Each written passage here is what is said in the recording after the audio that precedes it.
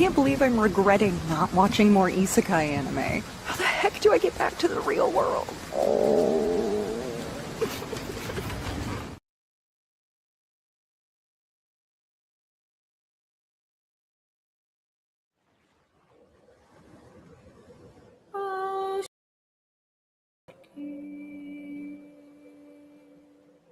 It's your blood and mine that makes a beautiful hunger.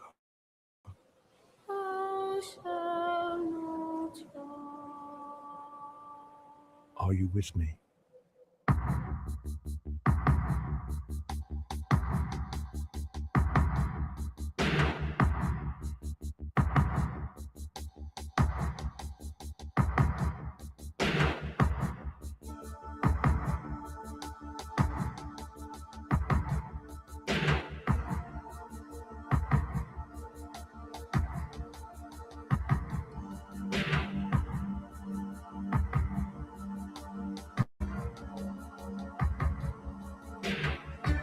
Last fire will rise behind those eyes. Black house will rock. Blind boys don't lie. Immortal fear. That voice so clear through broken walls. That scream I hear. Cry, little sister.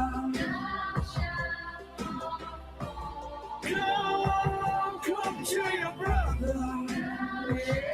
Yeah. Unchain me, sister. Love is with your brother. Yeah. Blue masquerade, strangers look on. When will they learn this loneliness? Temptation heat beats like a drum deep in your veins. I'll live my life, little sister. Come to your brother. Yeah. Unchain me, sister. Love is with your brother. Yeah.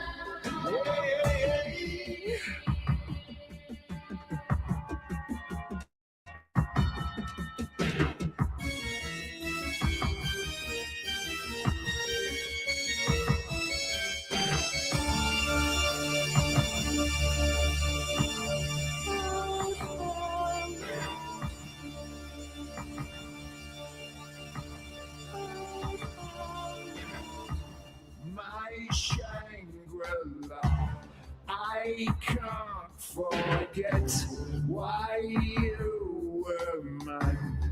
I need you now.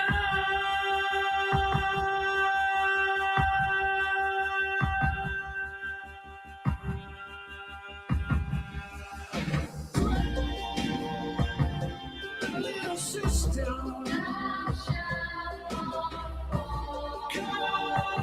Come to your brother.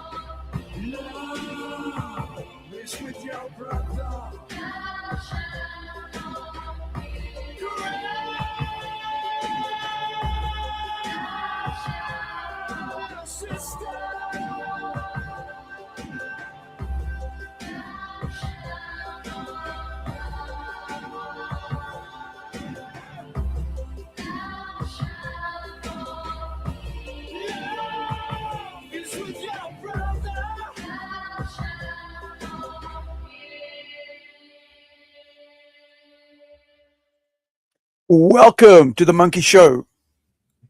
Today, wherever you are, I hope you're having an awesome day, and it's not raining and pouring down like it's been for us here at in my city in Whangarei, in New Zealand, for the last 5 days.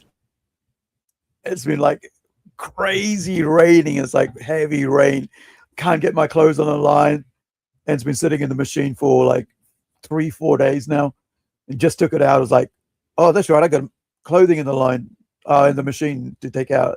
It's going to start smelling after a while. It's crazy. But last night I was like looking at putting together some little clips, right, for our, to promote our videos. Our comic books. And I came up with a couple. And today, well, early this morning, I came up with one for one of the shorts. Let me see if I can grab it here.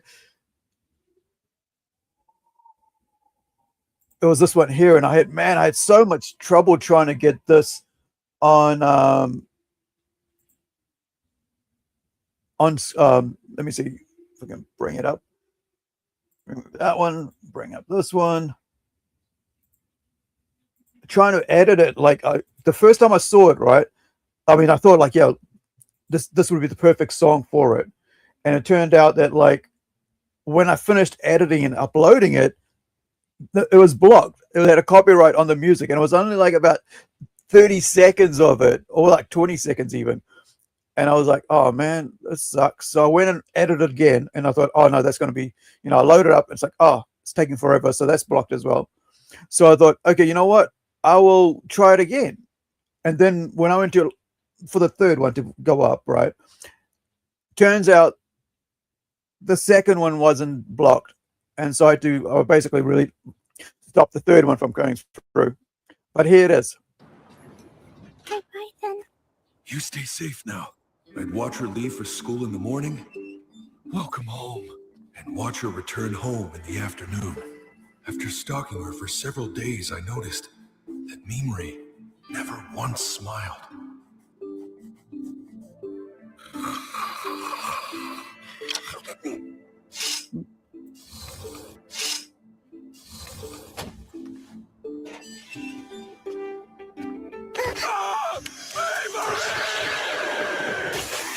Are you okay? Are you hurt anywhere? You okay? Are you hurt anywhere? No, I'm alright. What a relief. Oh, your shoelaces are untied. You must have tripped on them. It's okay, I'll tie them. It's as easy as 1, 2. There, all done. Oh man, I suck. I tied them vertically. Oh, thank you, Hirotoshi. Oh, Mimri, you can just call me Big Brother if you really want to. But it's fine if you don't.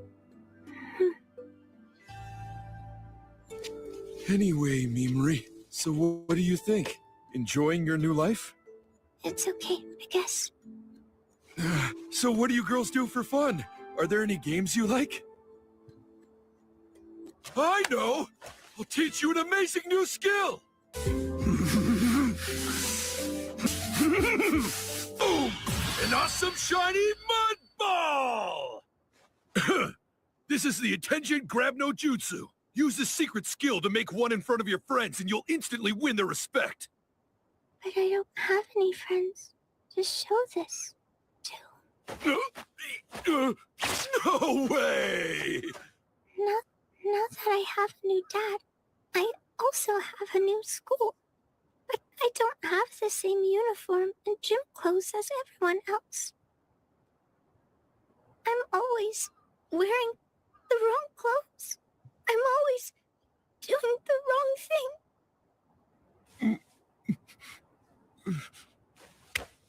Got it. That scream I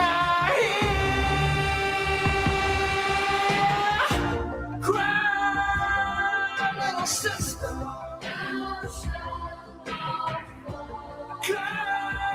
Come to your brother.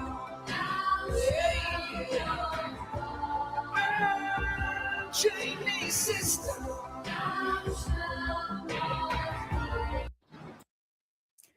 Yeah, so I finally got it up, and I was like, okay, 3 attempts, and the second one worked, but the third one wasn't necessary.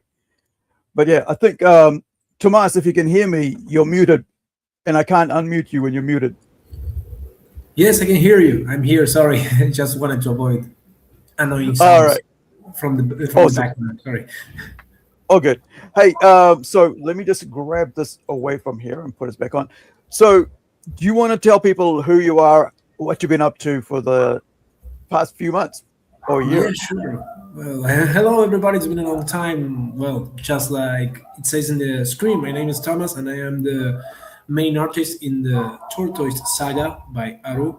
And these past months, we have been working in the first and second volumes. I think the first one is already finished, and I'm here like also doing some covers. If you have saw the video that I was just show you, I think the second cover is the manga style. That's the one that I did for the Incredible Volume 2. And well, I had been traveling and working around the world too. And when I was free, I was doing all the things that you can see that Aru is showing right now. So I hope you enjoyed.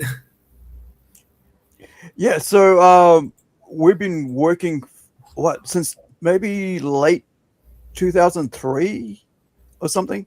2000, yeah, maybe late 2023, 24, I think, the beginning of 24.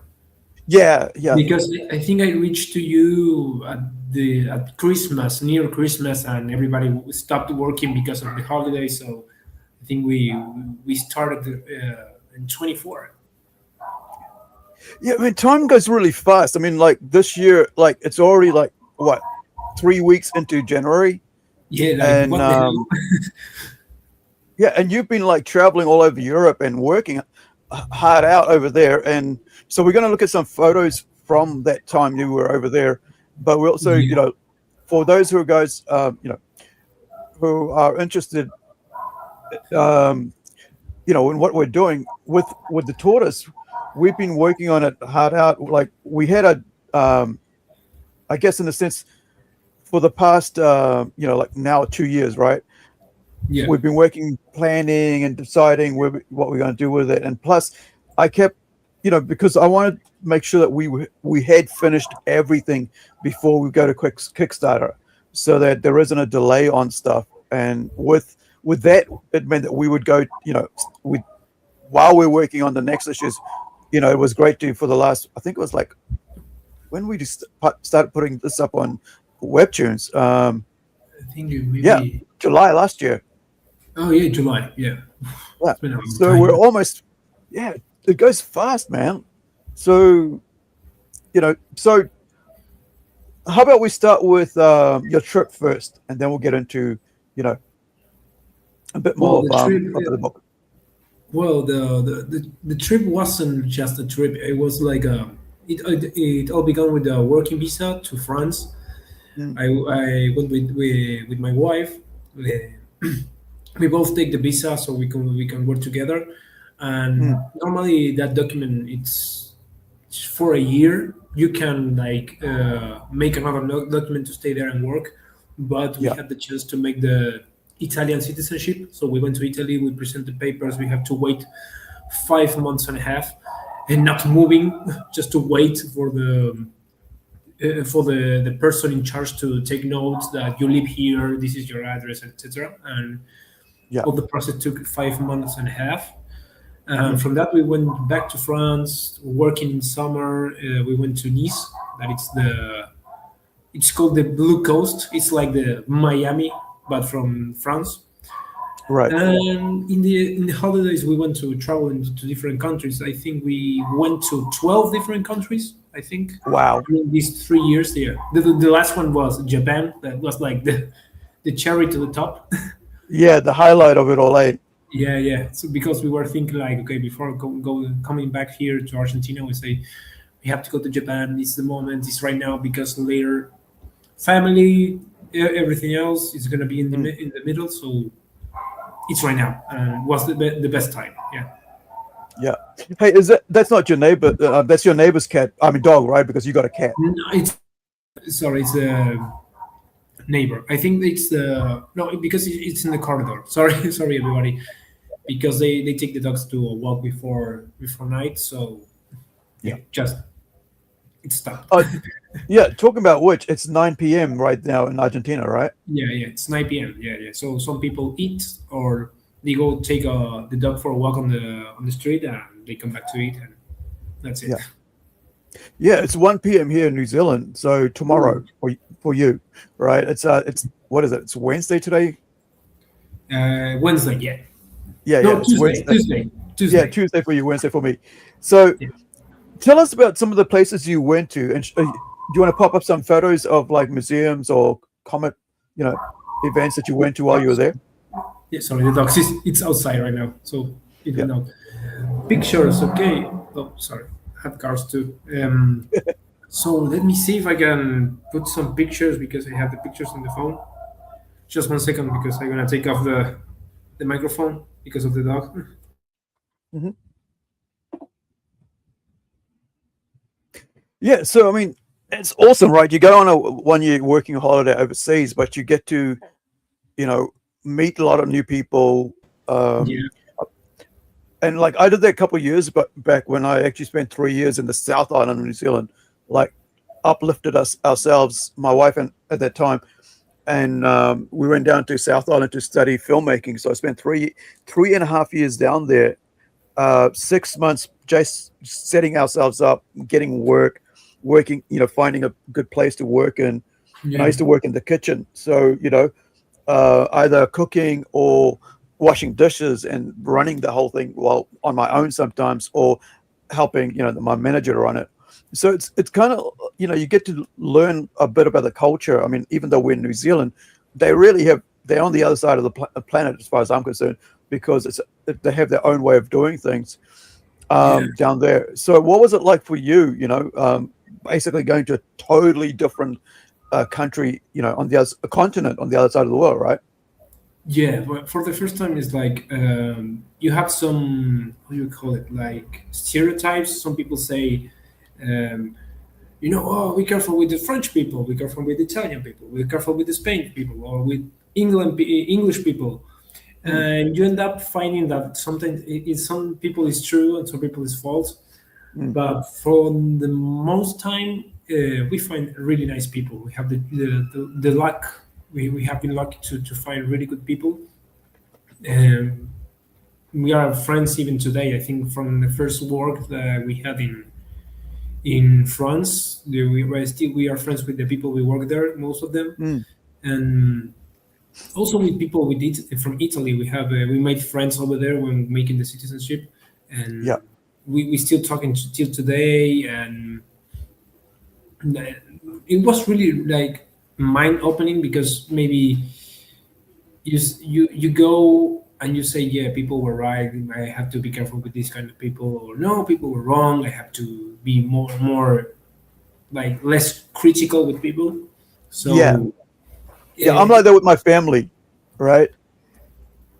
I had my one of my family members in the middle of, like, in an interval, like, how you have you go to a concert, like a stage play, and in between, like, part 1 and part 2, there's an interval, right?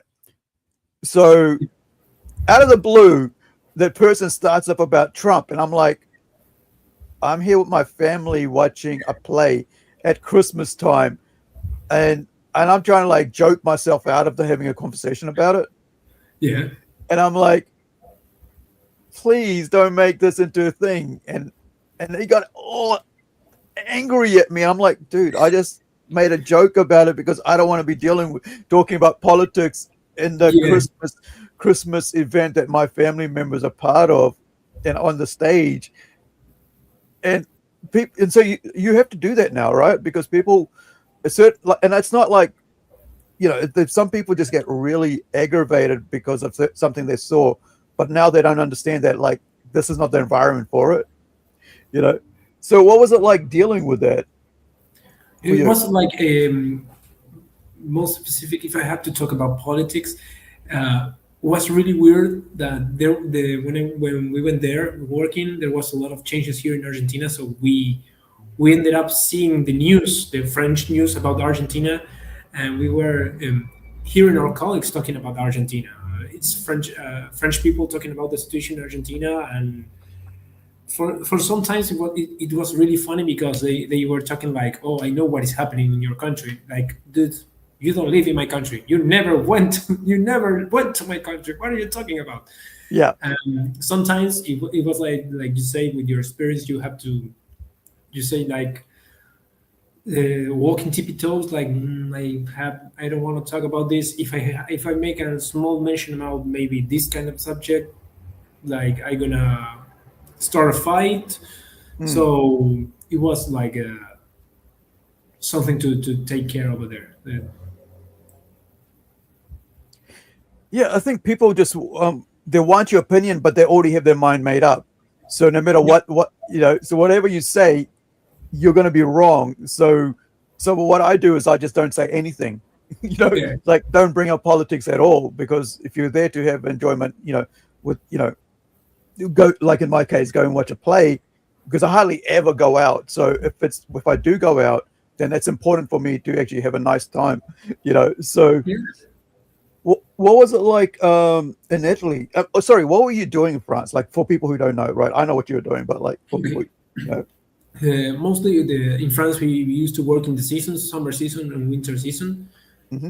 In most of the seasons, we work as a cleaning service in a hotel, cleaning Right. rooms, common places, corridors, etc. And in one season, in the summer, I work as a waiter in a restaurant near the airport. So that was more interesting because there was a lot of people from really talking about, sorry, do you speak? There was a lot of people scared because they hear, oh, in France you don't have to speak English because they hate English. And some people were like, you speak English? Yes. You speak Spanish? Yes. Oh my God, I'm so happy. There was even an Italian family. They were like this in the table, like they didn't understand. I started to talk Italian to them, and they were like, "Oh my God, it's so beautiful to hear someone who speak my language. Oh my God," like that. Yeah, it's funny when I go to Fiji and I see a European person or someone from New Zealand.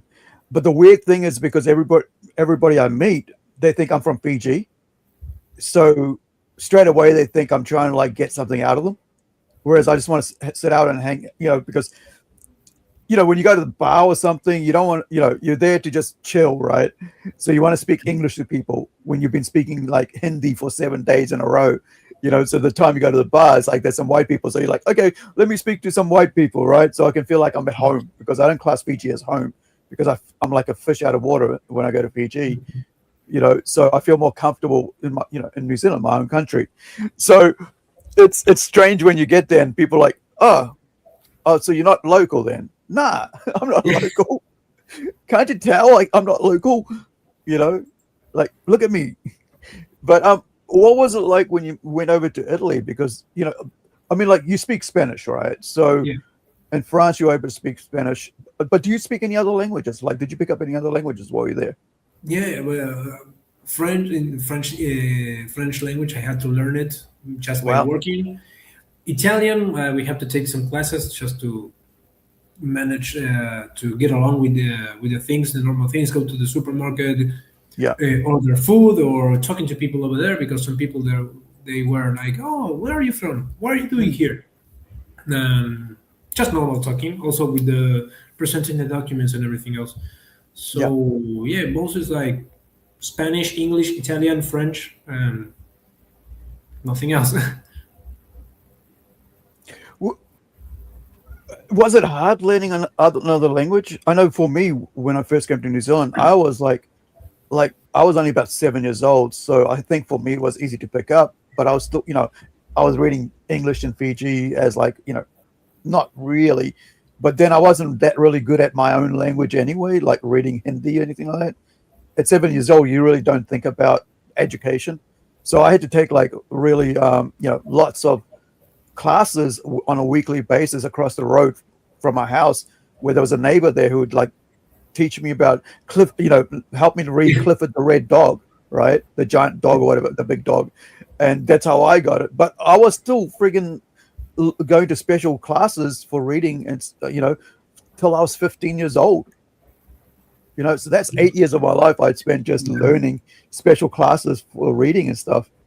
So was it hard for you to with the French and Italian? Because I mean, it's a totally different tongue, right? Yeah, but the thing is, French and Italian, it's like a Latin language, so it's the same basis as Spanish, so it's like the same family. French was a really difficult language because they speak really fast. There was a lot of people that they didn't want to translate for us because they say we're going to speak French, and if you don't understand, it's your problem.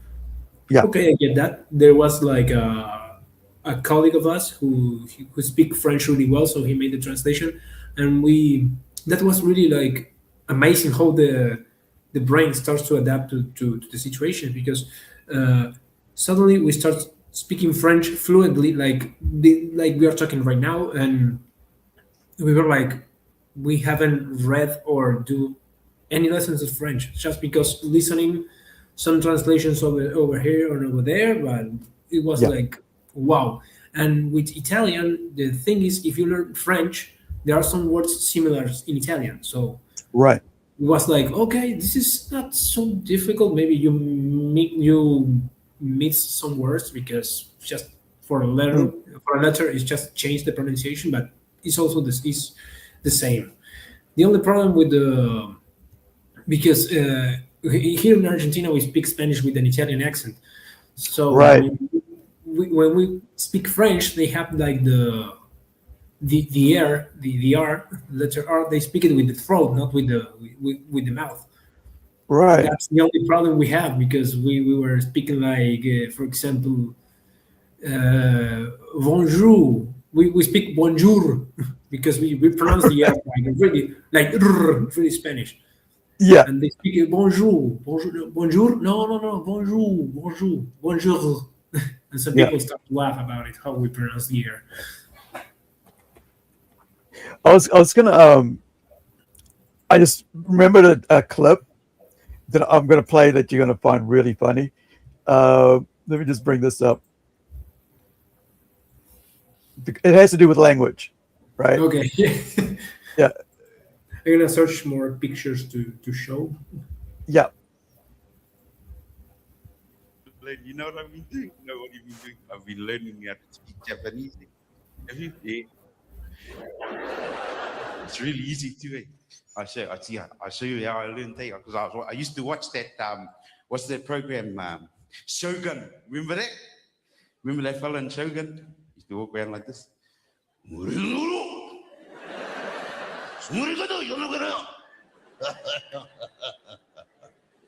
And I thought I can do that. So I want to learn how to speak Japanese. So I went to this old Japanese fella here, and he said, there are 3 things you must learn in order to speak Japanese properly. And what's that? First, you must learn how to feel the cold, right? This is so you can get that.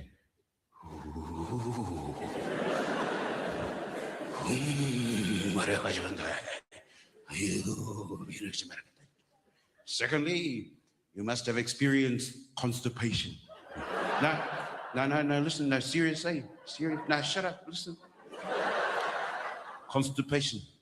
This is so you can get that.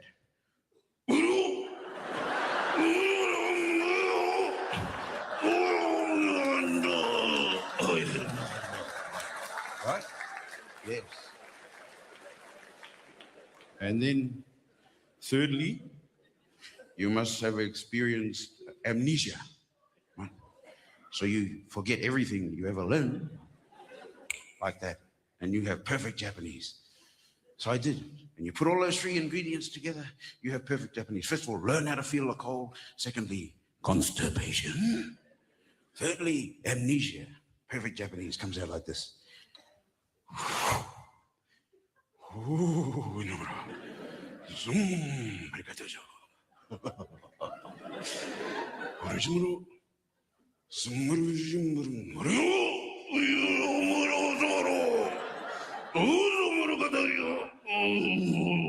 The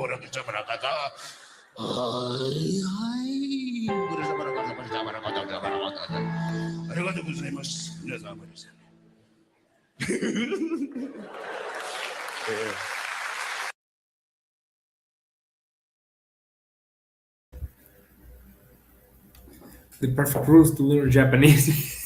Yeah, one of the greatest New Zealand comedians ever, man, Billy T. James. He actually wrote. He's a TV actor. So he's been in movies. He passed away a while back, but he was also he also did comic strips. So he had other artists. Yeah, so he'd write the scripts, and other artists would draw it for him.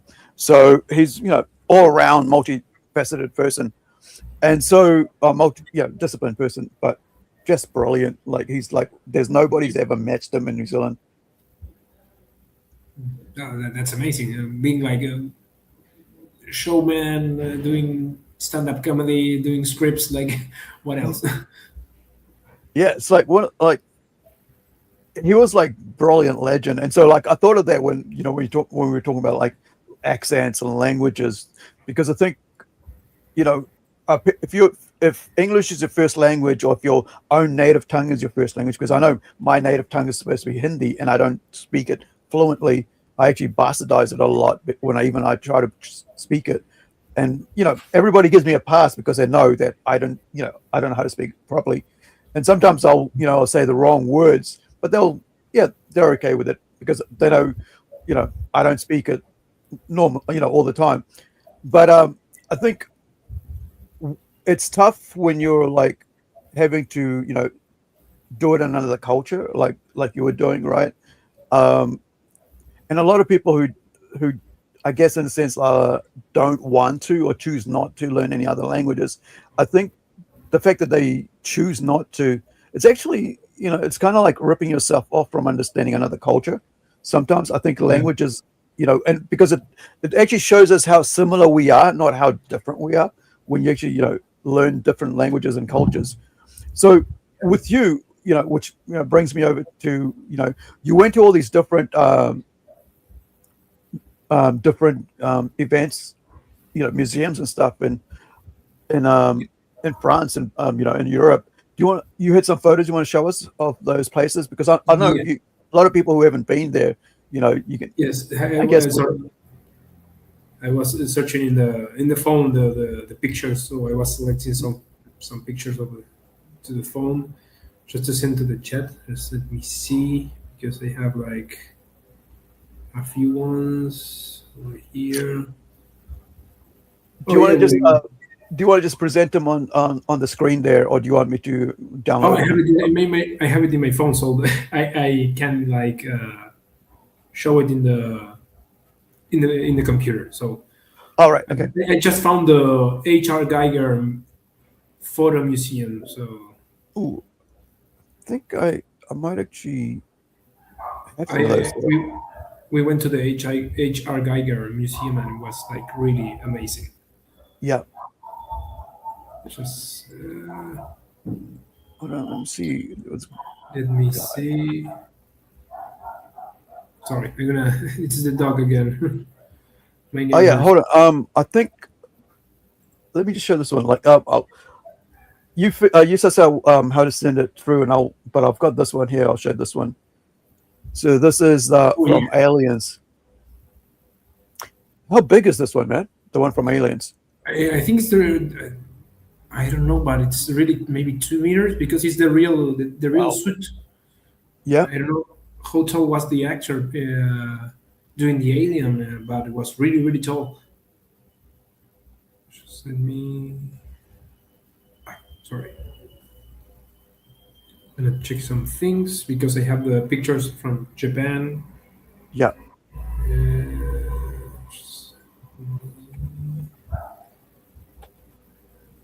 I have like tons of pictures or repeated pictures, but don't worry. Mm-hmm. So I'm gonna send some of the pictures, and later on. Are you doing it in our Hotmail? I'm sorry, in our Gmail chat. Yeah. Yeah. If you send it through, excuse me, if you send it through to that, I'll be able to get all of them there. So I'll just post it through. So in the meantime, I will cruise over to our webtoon. So we've been having some really, like since July, right? We've been having some crazy good luck with, I guess, because this is our first time being on webtoons with a manga that's like horror, slice of life, and for young adults, not for everybody. But I was on Monday, a few days ago, I was looking at webtoons and how some people are like hitting millions, right, and tens of millions right away. So I think there's some sort of like a funding or a profit thing that's going on, where webtoons themselves actually are partnering up with with these big names, right, to promote their work. So just like always, indie creators are not actually going to be at the top of the game, top of the peak, because like I was looking at some of these here, there was like in the millions, but then you look at it, it's like, well, it's only been up for about 2 weeks. How does somebody get millions out in 2 weeks? But I'm actually quite grateful that we've been having a lot of a lot of people coming to see us and checking out our our webtoons. So if you guys, I think, did I just put in? Yeah, I did put the webtoons link there. So if you guys want to read it for free, it's there. However, with webtoons, they've deleted about 4 or 5 pages out of it because they didn't think that they don't want anything to do with mature content, which is kind of strange because there's a lot of mature content. One of the weirdest one what they took down was this one here. Let me show you this. I posted up just the other day, I think on Monday, and this was just to do a promo for the cover art, but this is classed as indecent somehow, like sexual, right? Because I guess maybe the side boob is showing, but it's totally covered because this is the I wanted to show people what we got coming up in issue 2 when when the girls actually arrive. This is Amber, the main character, and this is Kirsten, her fiance, who both arrive in Wabo Island and meet the people there, which is this is like the main female, who is like the Anyo, who is the chief's daughter. Talmer, I can't remember the name right away, but yeah. So I've got the photos from your travels here now, so I'll show that. The reason I'm showing the I want to show this is because that you've gone over to Europe, at 35 years old, and you guys left your country, and a lot of people actually, some people have never ever left their city, let alone their country, right? So this is some views of France. This is France, right? Yeah, that's France in the mountains. This is near where you worked, or is it somewhere where you visited?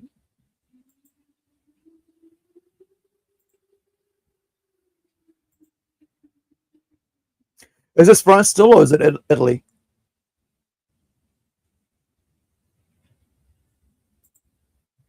This castle here. You're muted.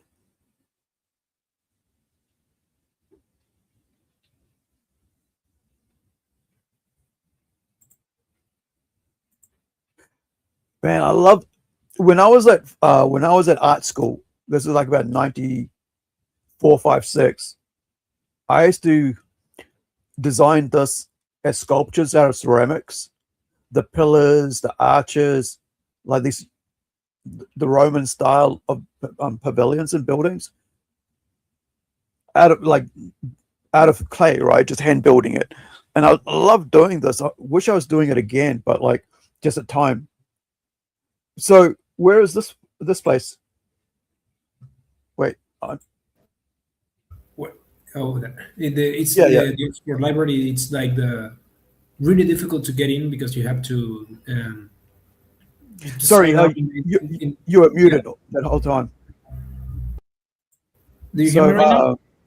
Yeah, let me go back to here. So where was this place? So that's the Alps, from France. It's I think it's Maribel. It's called Maribel. Right. It's near Belgium. I think I have to check, but it's in the north. So Yeah. How far is that from where you were working? that place, maybe I think it's 20 minutes by bus because Wow. the town was right in the middle of the mountains. It's called the three valley zone because it's like the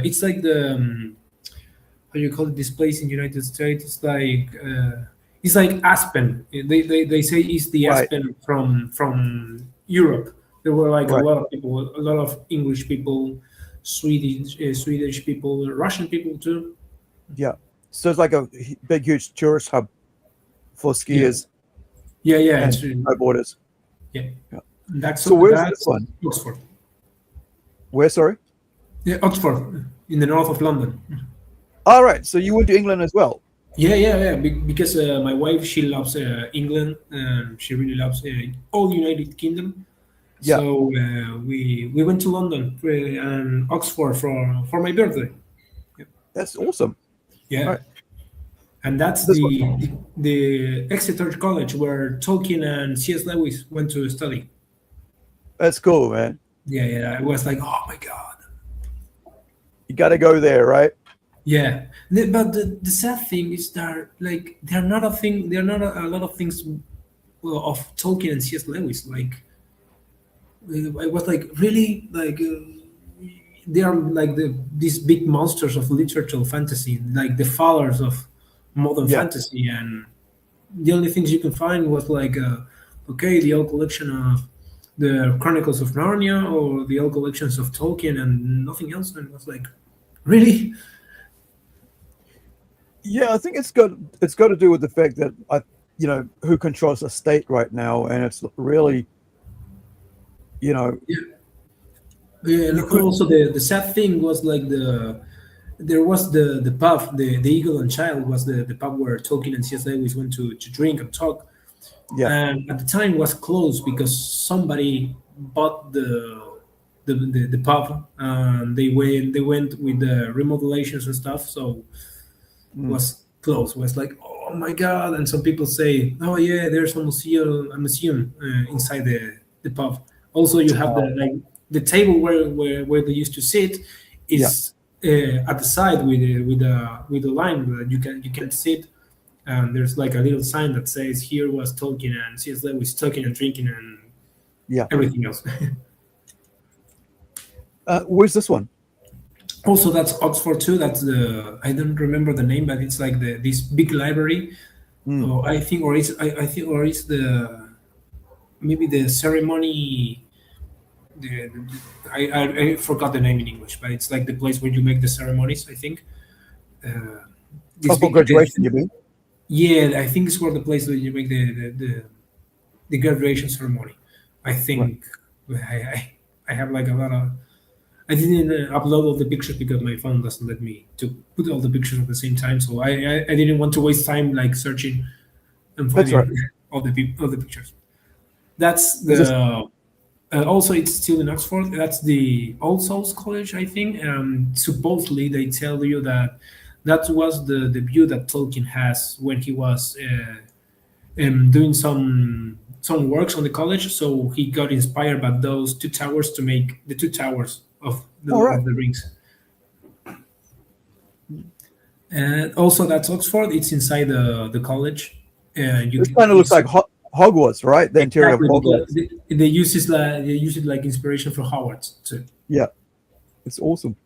Yeah, those things were when you see the gargoyles on the left and the right. No, sorry. It's there's like a lion on the door.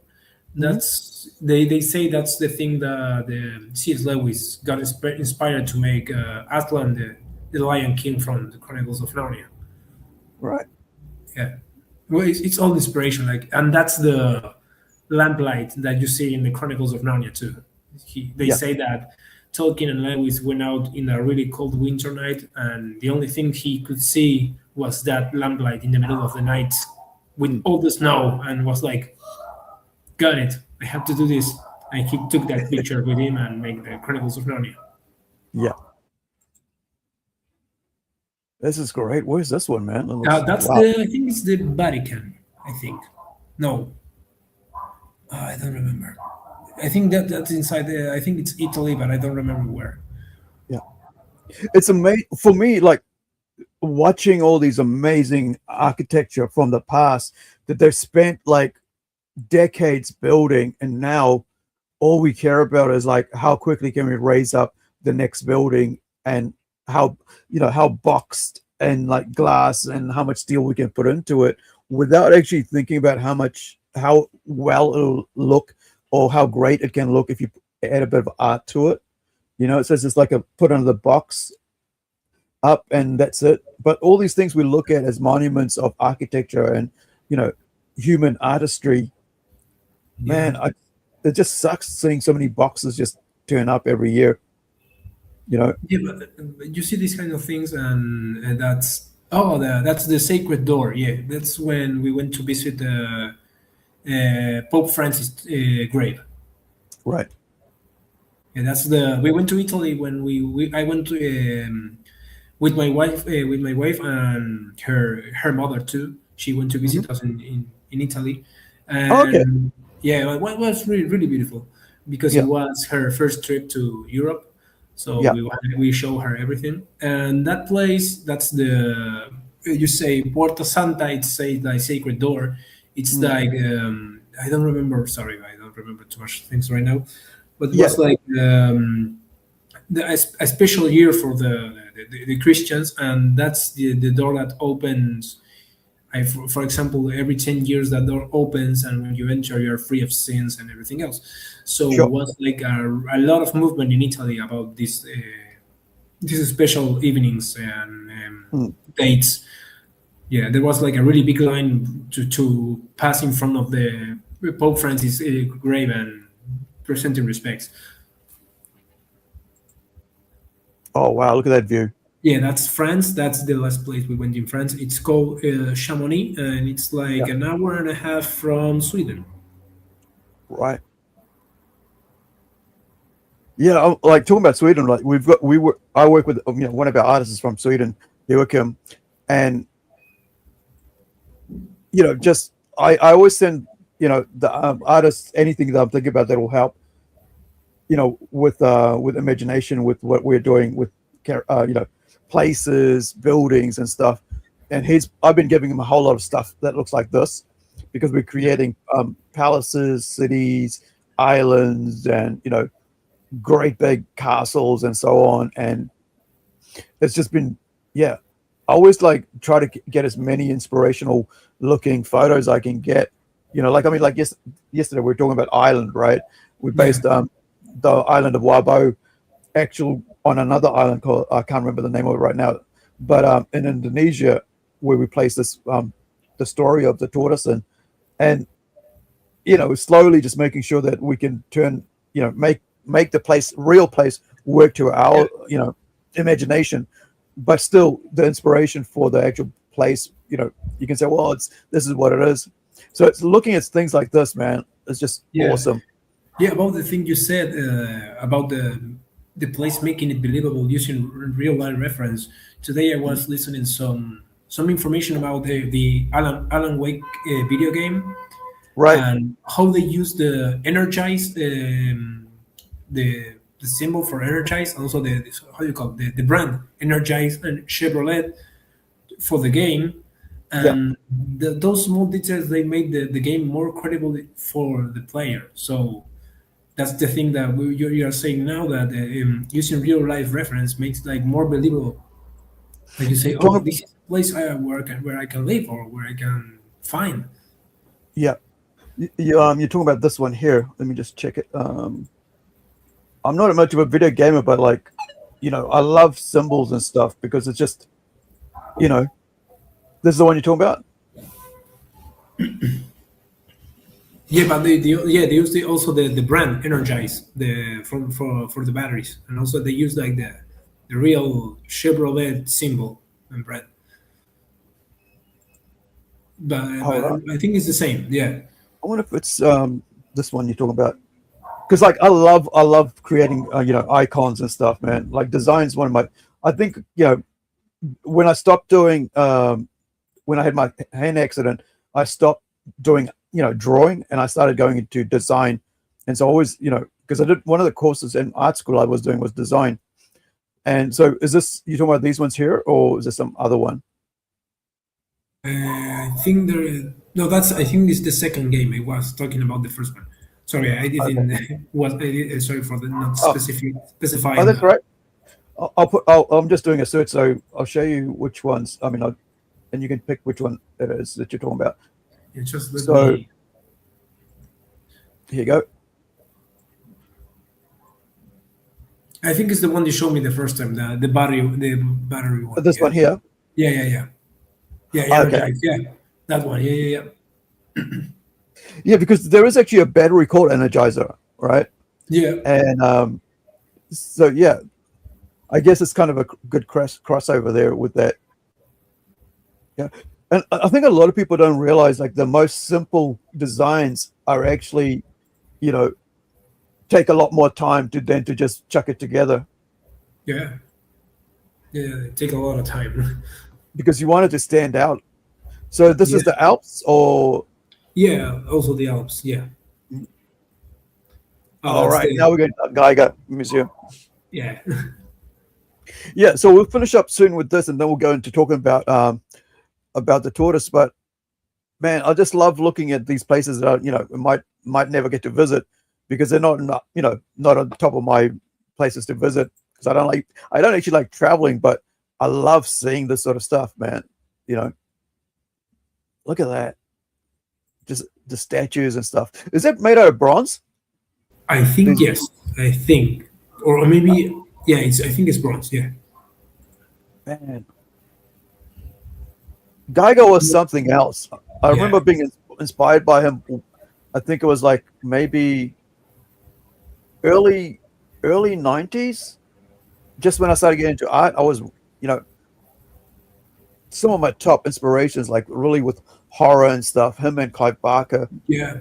Really. I remember to getting into Geiger when I was reading Lovecraft novels, and they were talking about Necronomicon, and I searched Necronomicon. I was like I think the Necronomicon 2 or first is the Geiger's art book, Right. and I was like, what the hell is this? And I was like, oh my god! I was like, I was searching and being like obsessed with Geiger and all the things he did.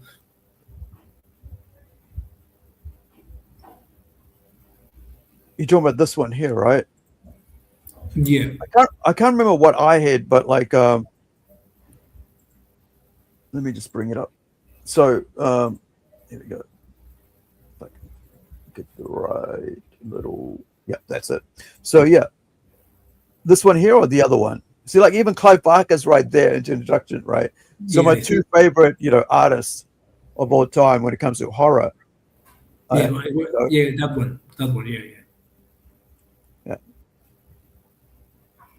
I remember learning all about, how he, as a child, he used to like put a blanket over his head and draw. So, the darkness and light kind of thing. It's really, amazing. Okay. So kind of a segue, and I was going to bring this up, right?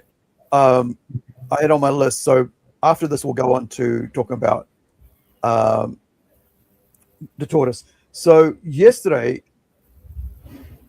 because of like Cry Little Sister, I was looking for the music video and the song and stuff. It took me to this because the churches, I think it was. Let me find the clip that they blocked me from using, or the music that they blocked me from using. It was Notebooks, churches. So this was the usually when you look for something, you go down like the friggin' wizard, Alice in Wonderland hole, right?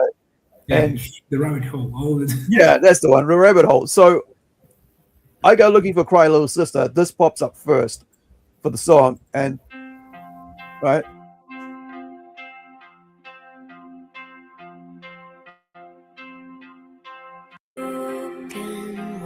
Yeah.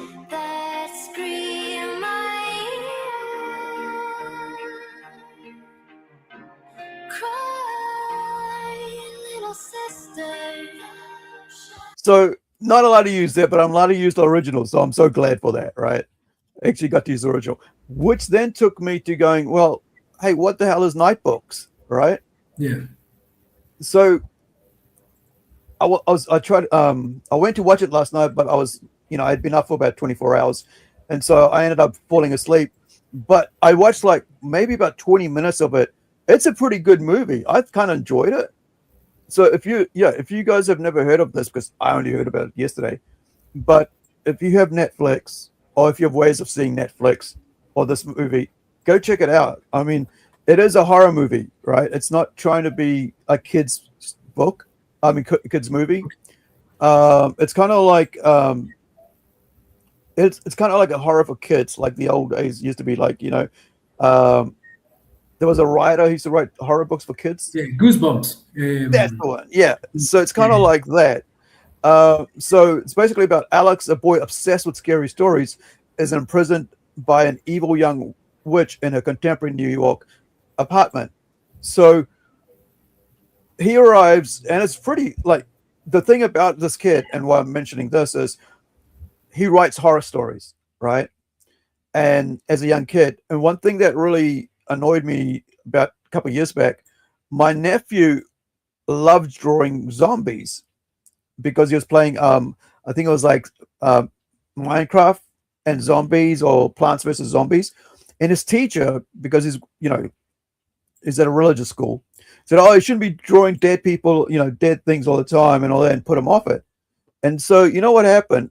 My nephew stopped doing art altogether, and it really pissed me off because but now he's learning electric guitar and guitar, so I'm okay with it. He's still sticking with art, right? But he was really good. His storytelling was amazing, dude. At like 7-8 years old, he was brilliant. He was doing trilogies, right? Okay. Yeah, and drawing his own little mini comic books and stuff. So and I was like, this is the dude I'm going to give over the company to when he's, the studio and everything when I'm done. And I told him that, but there's someone like coming in with a negative like that and not actually coming in and going, hey, that looks pretty cool. How about trying this as well? Rather than saying, don't do that, Yeah. So, yeah. So this little kid, Alex, he does, at the start of it, you see him throwing away his stories because he thinks that his parents are going, you shouldn't be doing that. Why is he always doing horror stories and stuff? And so he ends up running away, and not running away, but going away to burn his stories, and gets captured by the room. And I've only seen 20 minutes, but I really liked it. So I'm glad I didn't I'm glad I found it by the rabbit hole. So if you guys want to check it out, do check it out. It's worth checking out, just for something to watch with it, if you've got kids.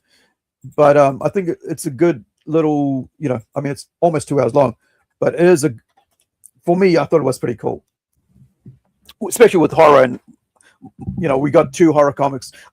We got a monster comic coming out and a horror comic coming out at the same time, with the Tortoise and with Howler. So let's talk about the Tortoise and working on that, and you coming up, with kind of like, I guess in a sense, designing character design and work, and and looking at because anybody can do anything, right? Anybody can draw stuff, but when you do comic books or manga, there's a bit more to it than just drawing another face or drawing another character, because it's going to make that character be 3-dimensional. You know, so you got to look at Amber here, a little girl, right? Now you're looking at her sideways. Now you're looking at her front way. Now you're looking at the other way. You know, dressed up. So let's let's talk about, like, I know with this one we had somebody else do it before, but like when you came to it to create all these characters, I mean the look and everything all new. What was it like? Kind of taking on the role of recreating these characters the way you see them. Well, I think it was like really nervous because I was like, okay, I had to reach some specific standard, and also I wanted to be loyal to the first to Levi, the first artist who made I think the volume 1 and half of the volume 2. I think was the. I think it was just like bits of first issue, like the first issue, and then like bit of a couple pages from the issue 2. Okay. Yeah. Yeah, and I wanted to draw something that people can like enjoy, just to attract people to read it, and also not losing myself on drawing. Like, I have to draw like this artist, or I have to draw like this, because Right. sometimes I say, this doesn't look so manga, so I have to change this. Yeah. And in the search of things, I was like, maybe it's not about it's not only the style, but also the way you tell the story that makes it manga. Because you can make, for example, a manga like One Piece, and you can make a manga like Vinland Saga, and Right. yeah, really different styles. So I'm looking at, we've got this, little babies and little kids, and little kids, I should say, tribal kids, and then you got the elderly, and then you got teenagers designing all these. Because, I guess in issue 2 we see a lot more of them than we do in issue 1, because in issue 1 we just got them like doing their thing, going on their OE trip and working and then traveling. But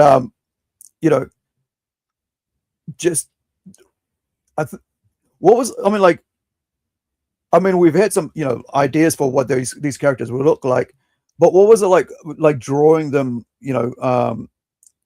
and the way that you draw them? Like, because I know everybody has their own style, and has a tendency to describe things through their own eye.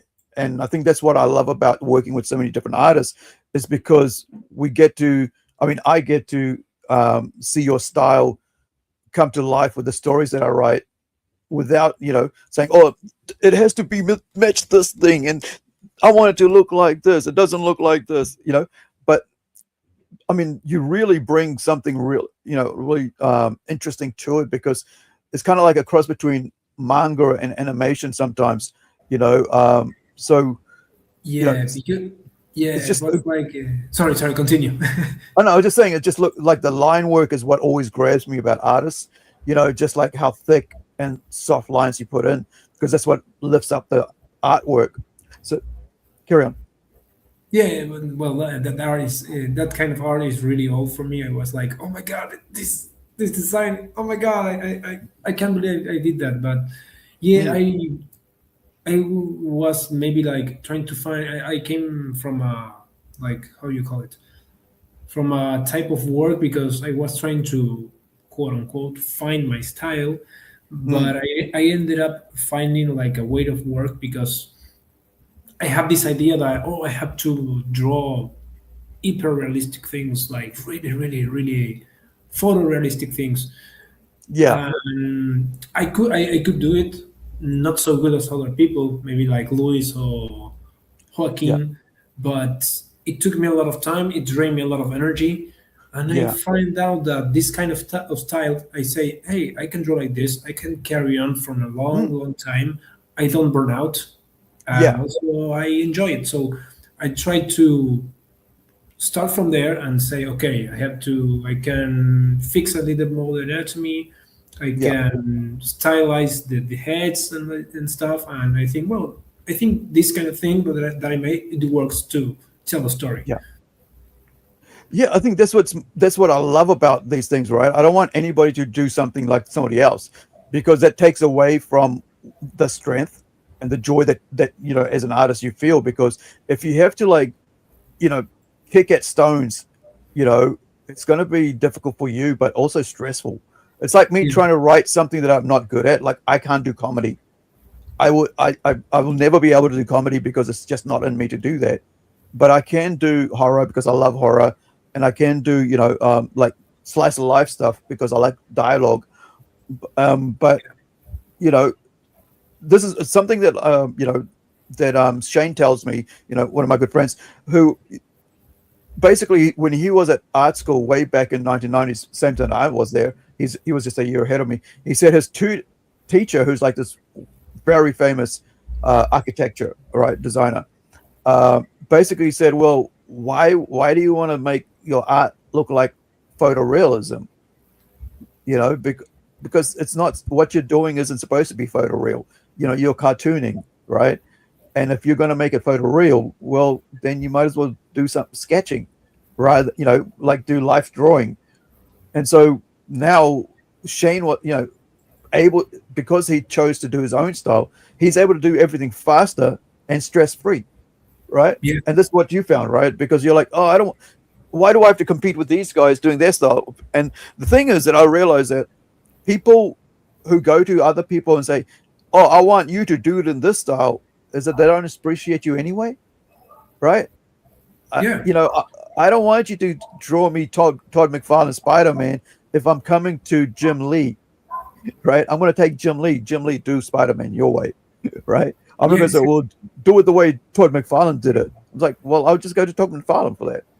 Yeah, exactly. And also it's like when you try to, it's like you try to compete with them in their game. Like you're not going to be better than Jim Lee trying to be Jim Lee. Yeah. So he's the best Jim Lee because he's him. So yeah. The thing is, sorry, wait. No. Oh, you mean the cars noise? Yeah, the car. Right.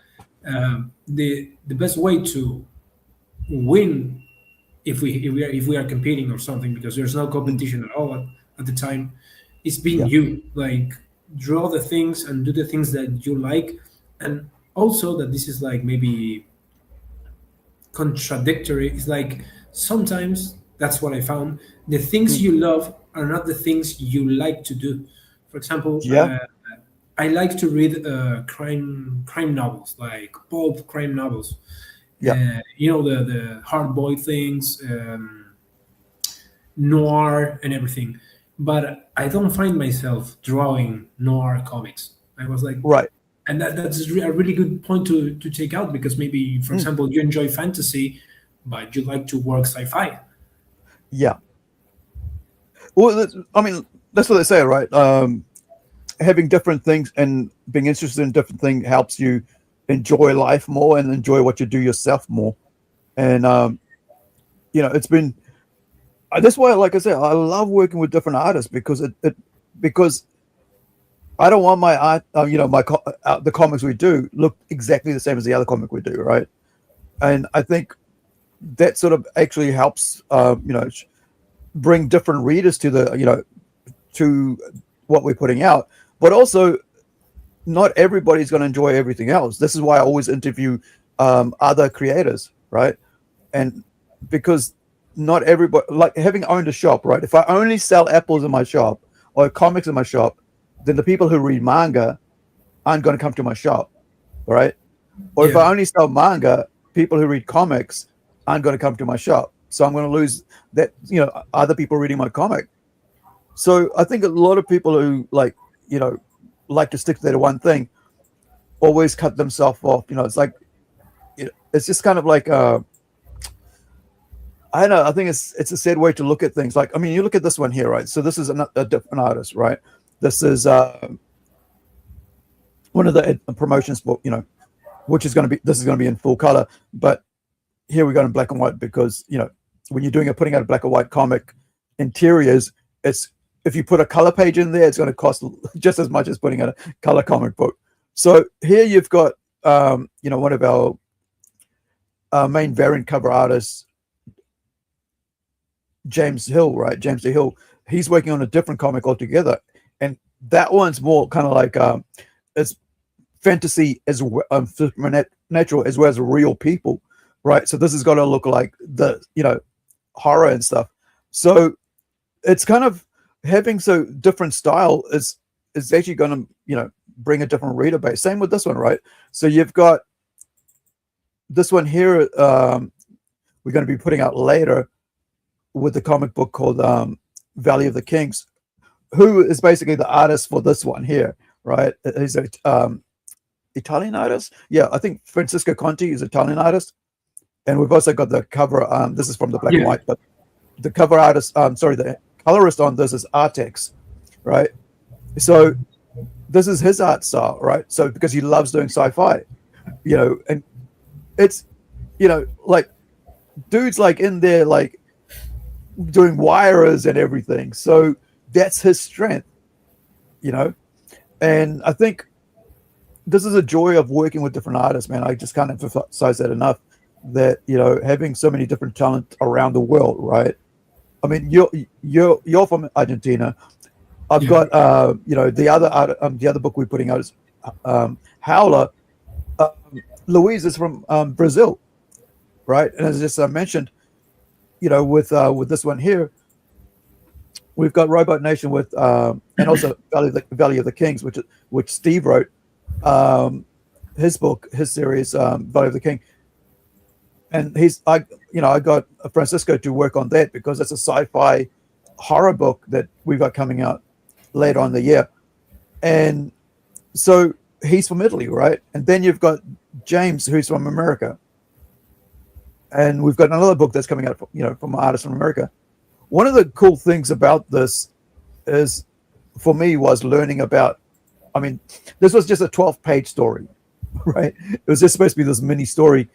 But one of the great things was that, like, it actually, when I started thinking about it, because it started with a dream, and I talk about it in here, that I learned a lot about turtles, man, like the actual life cycle of turtles, which I never had thought about until I started working on this. So these are the early drawings that Levi did early on, you know, but like turtles are endangered species, you know. And this is when I started writing. This wasn't about 2018. And, you know, in the Pacific Islands, you know, around the world, people like these things live for 100 years, around 100 years, right? Some can live even longer. So they have life cycle as a human being. And it's just, you know, it's crazy how, you know, people would eat them, right? Just to make soup out of them, rather than letting them just live their life, you know. It's like endangered species, man. Like, why would you want to go hunt down endangered species? So there is that sort of element to this. But the story itself, right, of course, it's a manga story. And Tomas did this little image that I used to actually, you know, get people as a promotion piece to how you read manga. And so this, even though the story is going to be come out from, you know, front to back, right? So you don't have to go to the back and read to the front, just to make it easy on comic book readers. We still have, you know, the manga concept where you read from the from the right to the left, which is where we show you here how to do that over here. So you get back to this one. So you get an idea of how we're going to go around when you go to read this. So in the webtoons, I don't actually include this page from, you know, it's from issue 2 in the webtoon, but like when we go into issue 2 for webtoon uploads, we'll put this in here. So as you can see, you start off from here and then you cross back over here and you go that way. And it's going to be, I mean, some people might find it a bit tough, you know, reading if they're not used to reading manga. But once you start reading it, a couple pages, it just becomes natural, right?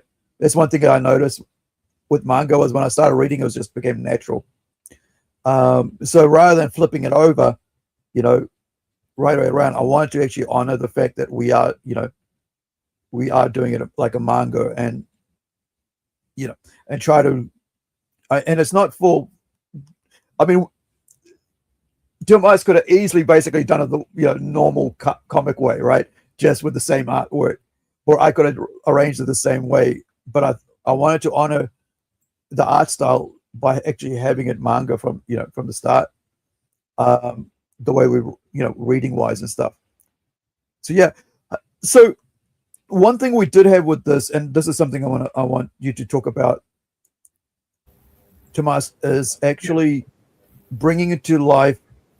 Let me just find the actual village photos and stuff I've sent across for as research material, because for me, I like research is huge in me, for me, right?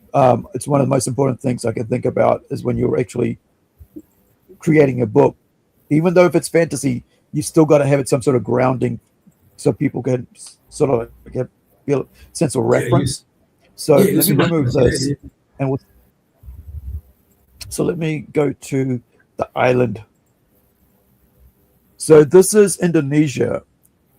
So in the Plant universe, we call it Indonesia, right? So you get rid of that NE, so it becomes Indonesia. But the island, let me find the right place. I think, if I remember, is over here somewhere. Let me just grab it. I always forget which one freaking it is because, wait, aren't you gonna? Why isn't it opening up the other ones? Hold up, give me one sec.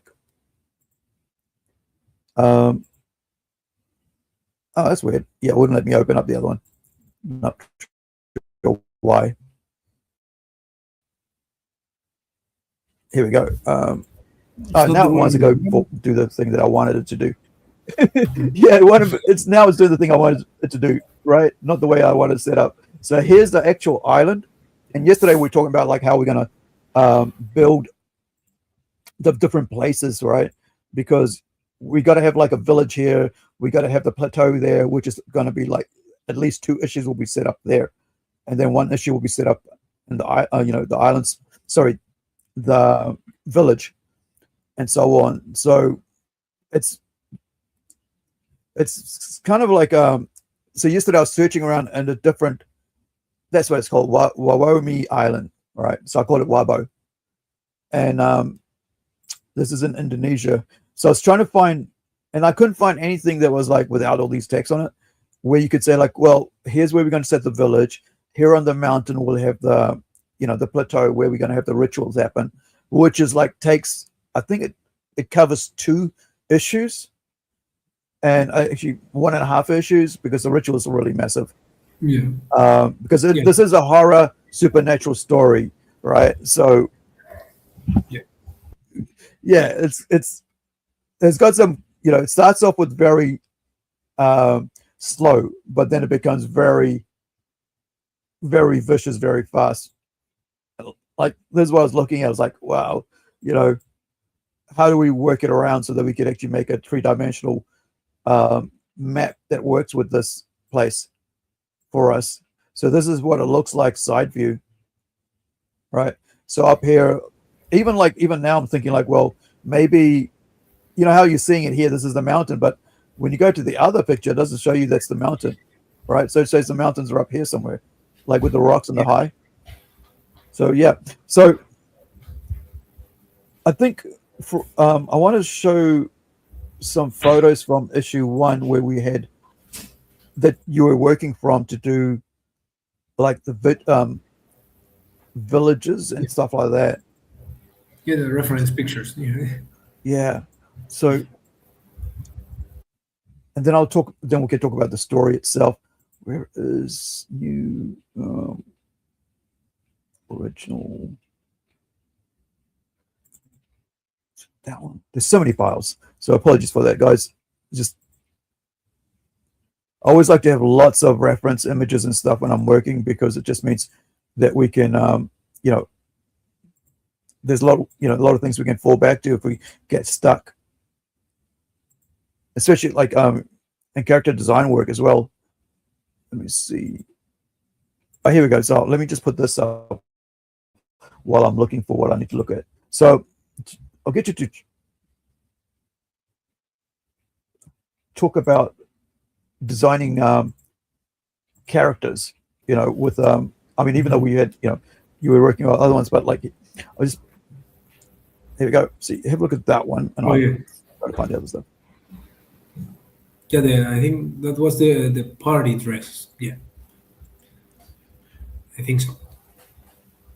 So it's Maybe. difference. It's like, because like when you're doing different characters, you're not going to be like that character appears in the same thing over and over again, so you're looking at how that character is going to look in different situations and different places and so on. Yeah. Where is this? Hold on. All files. That's what we're looking at. All files. Oh, I know where it is. Hold on.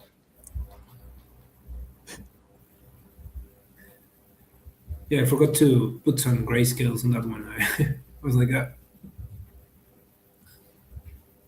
Here we go. So, photo references for photo covers, for character art. Where are we? References.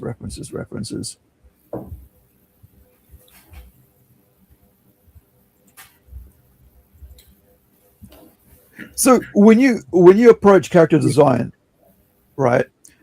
How do you start? I mean, for somebody who's new, coming new to a character and stuff, because I know sometimes people have their own ideas, and writers and so on. But how do you approach it? yeah. Normally, I want to know, for example, what kind of things you want. For example, you give me, for example, the chief, the shaman. He's really, you describe him. He's really big. He's bald. He has this kind of tattoos, and I try to pick out the things that you want me to show, and then giving that sense of the things you describe. Also, I maybe work with the basic shapes and the silhouette. So, for example, for me, Christian is more tall than Amber, so I want to make them from different sizes. So maybe if we have like a top view scene, or maybe a scene from far away, you can recognize them from each other because of the size.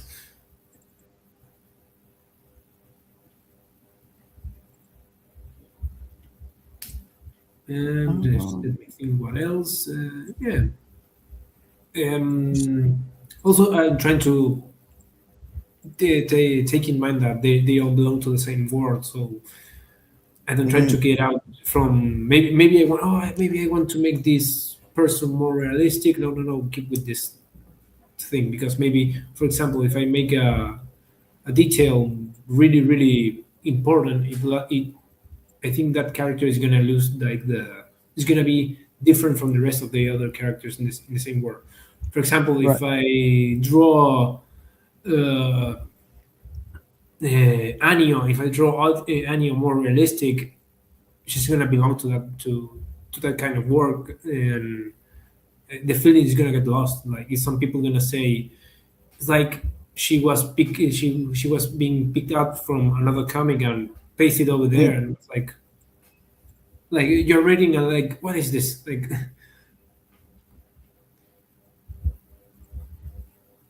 all right, so I finally found it. Right. So it's like seriously, there's like, because of every time I do a project, I have like tons and tons of reference images and like files and folders and stuff. So here's one, looking at designing turtles and all the different images and just the movement, body movement and stuff. Because like I said, I've never thought about turtles before. 3 years ago, when I started, thinking about writing the story and really delving into a comic book. I mean, look at how beautiful these creatures look. yeah, also so like it's so elegant and gracious. Like, Sorry, these are like look a bit more pixelated. It's just like they're really tiny pictures. Look at that. They also look like really grumpy. Like, Yeah, constantly angry and upset. yeah, judging Just people. do it. Yeah.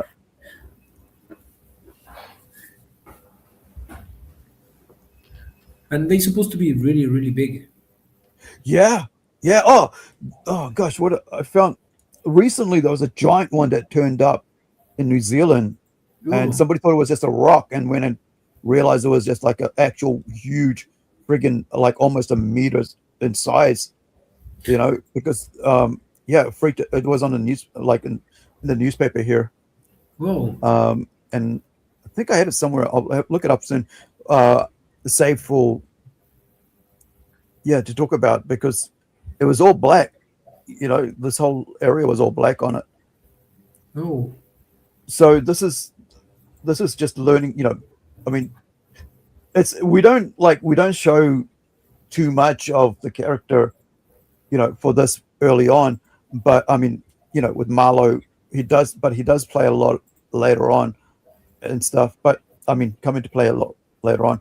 So one of the other things was like learning about friggin', Indonesian deities and stuff. Let me bring this up, and what sort of things they worship and stuff. So we later on, like as we go across, this is what I was talking about yesterday to you about, like different supernatural creatures that they have there, and what got to figure out what's going to work for our story. So they have this thing with the deer, and like the designs, man, whoa. That's really crazy. scary, right? Yeah. So this is where I went in with trying to create the shamans, what the shaman would wear, right? So let me pop out of there. Imagine in the middle of the night, you're crossing the street and you see someone with that mask, like dancing like this.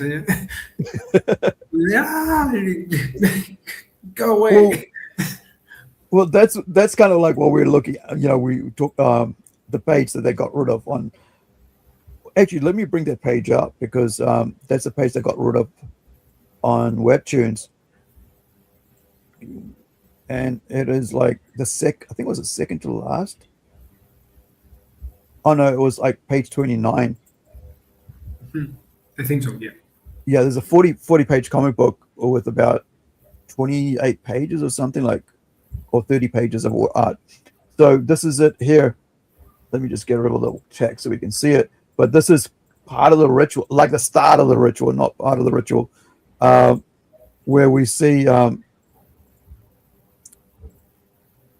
we first. This is what I was talking about, like I was showing you the design of the masks there and stuff, and trying to go into that, how they would go into the ritual and stuff. But I try to downplay it a bit, like not try to be as as too realistic to do with Indonesian culture, because I don't want to kind of come across knowing anything, and knowing everything and not knowing anything at all, and then sort of like doing injustice to their to their culture. But so we designed this huge turtles. I mocked up this huge turtle thing, and I had Tomas draw it, but I was like thinking, man, he's got it. This is like a peacock feather, and I was thinking, this is gonna be hard, because you got to draw so many freaking round bits and pieces on this. And how do I make it simple so it doesn't because look, comic books are supposed to be simple art, right? It's not supposed to be complicated and making you do, full on, spend hours and hours on one little detail. So I was like, oh man, I got to make this simple and just let you do your thing with it. Here's the mock-up. When you sent me the picture, like, yeah, do this. I was, oof, like, okay. Yeah, I was like, what? But it was really interesting to doing that. Yeah, I added this page early on, because I wanted to show people that, like, hey, this is actually a horror story, because up till then, all we were seeing was this young couple basically just doing an OE, going on their little holiday, enjoying themselves, their life and stuff. But then I thought, well, if I don't drop this in here early, people would just get bored and think, oh, it's just about people, these two girls just making out, traveling, buying stuff for each other, and but it does, but it is, so I always want to make everybody aware it is a kind of like a slice of life supernatural horror comic book, right?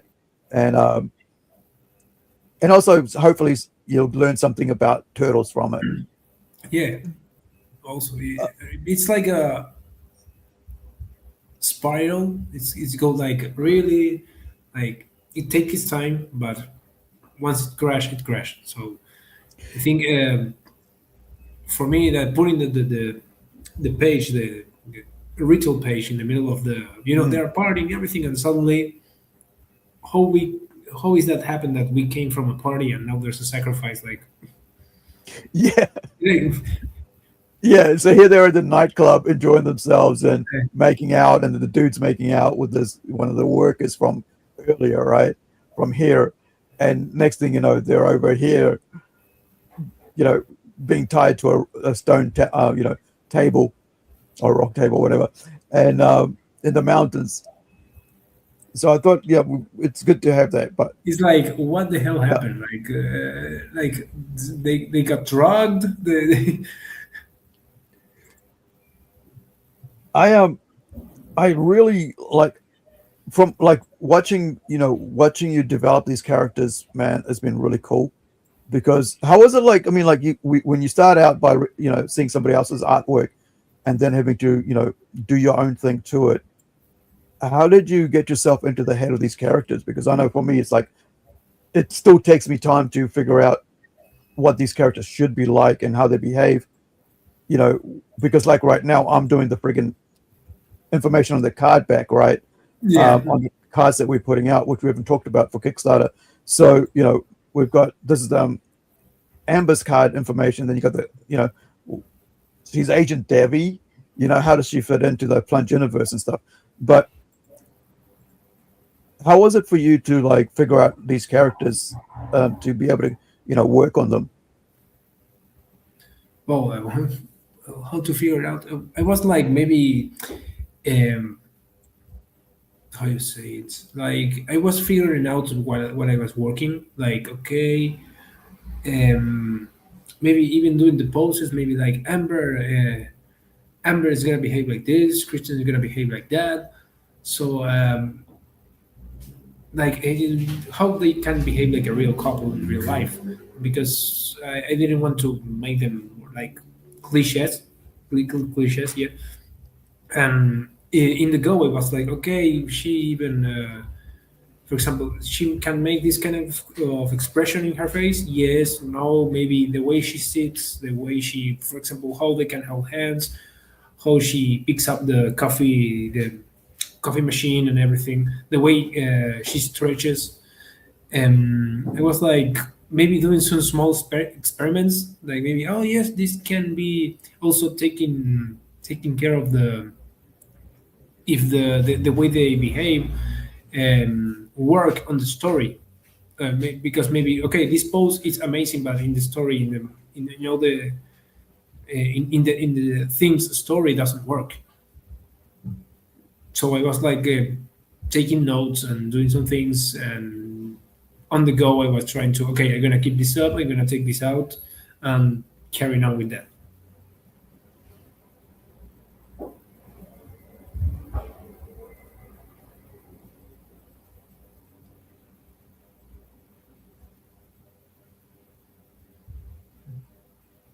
Oops. I was just sorry, I was muted myself. So I was just saying, like, this page sticks out for me because out of I felt like it just needed a calming spot, just somewhere, because a lot of things, like I think a lot of people when it comes to relationships, especially because our characters are lesbians, right?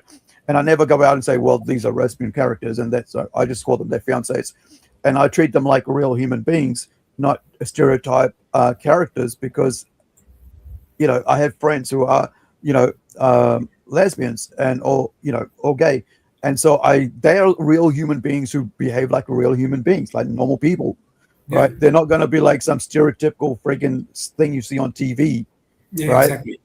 And so I want it to be like a real natural event, and so this is them getting having a cup of tea together or coffee in this case, and just chilling out, listening to music, and it's not and then later on, we do have them making out, but this is early on in the relationship, and I think that I just love the movement, between the different.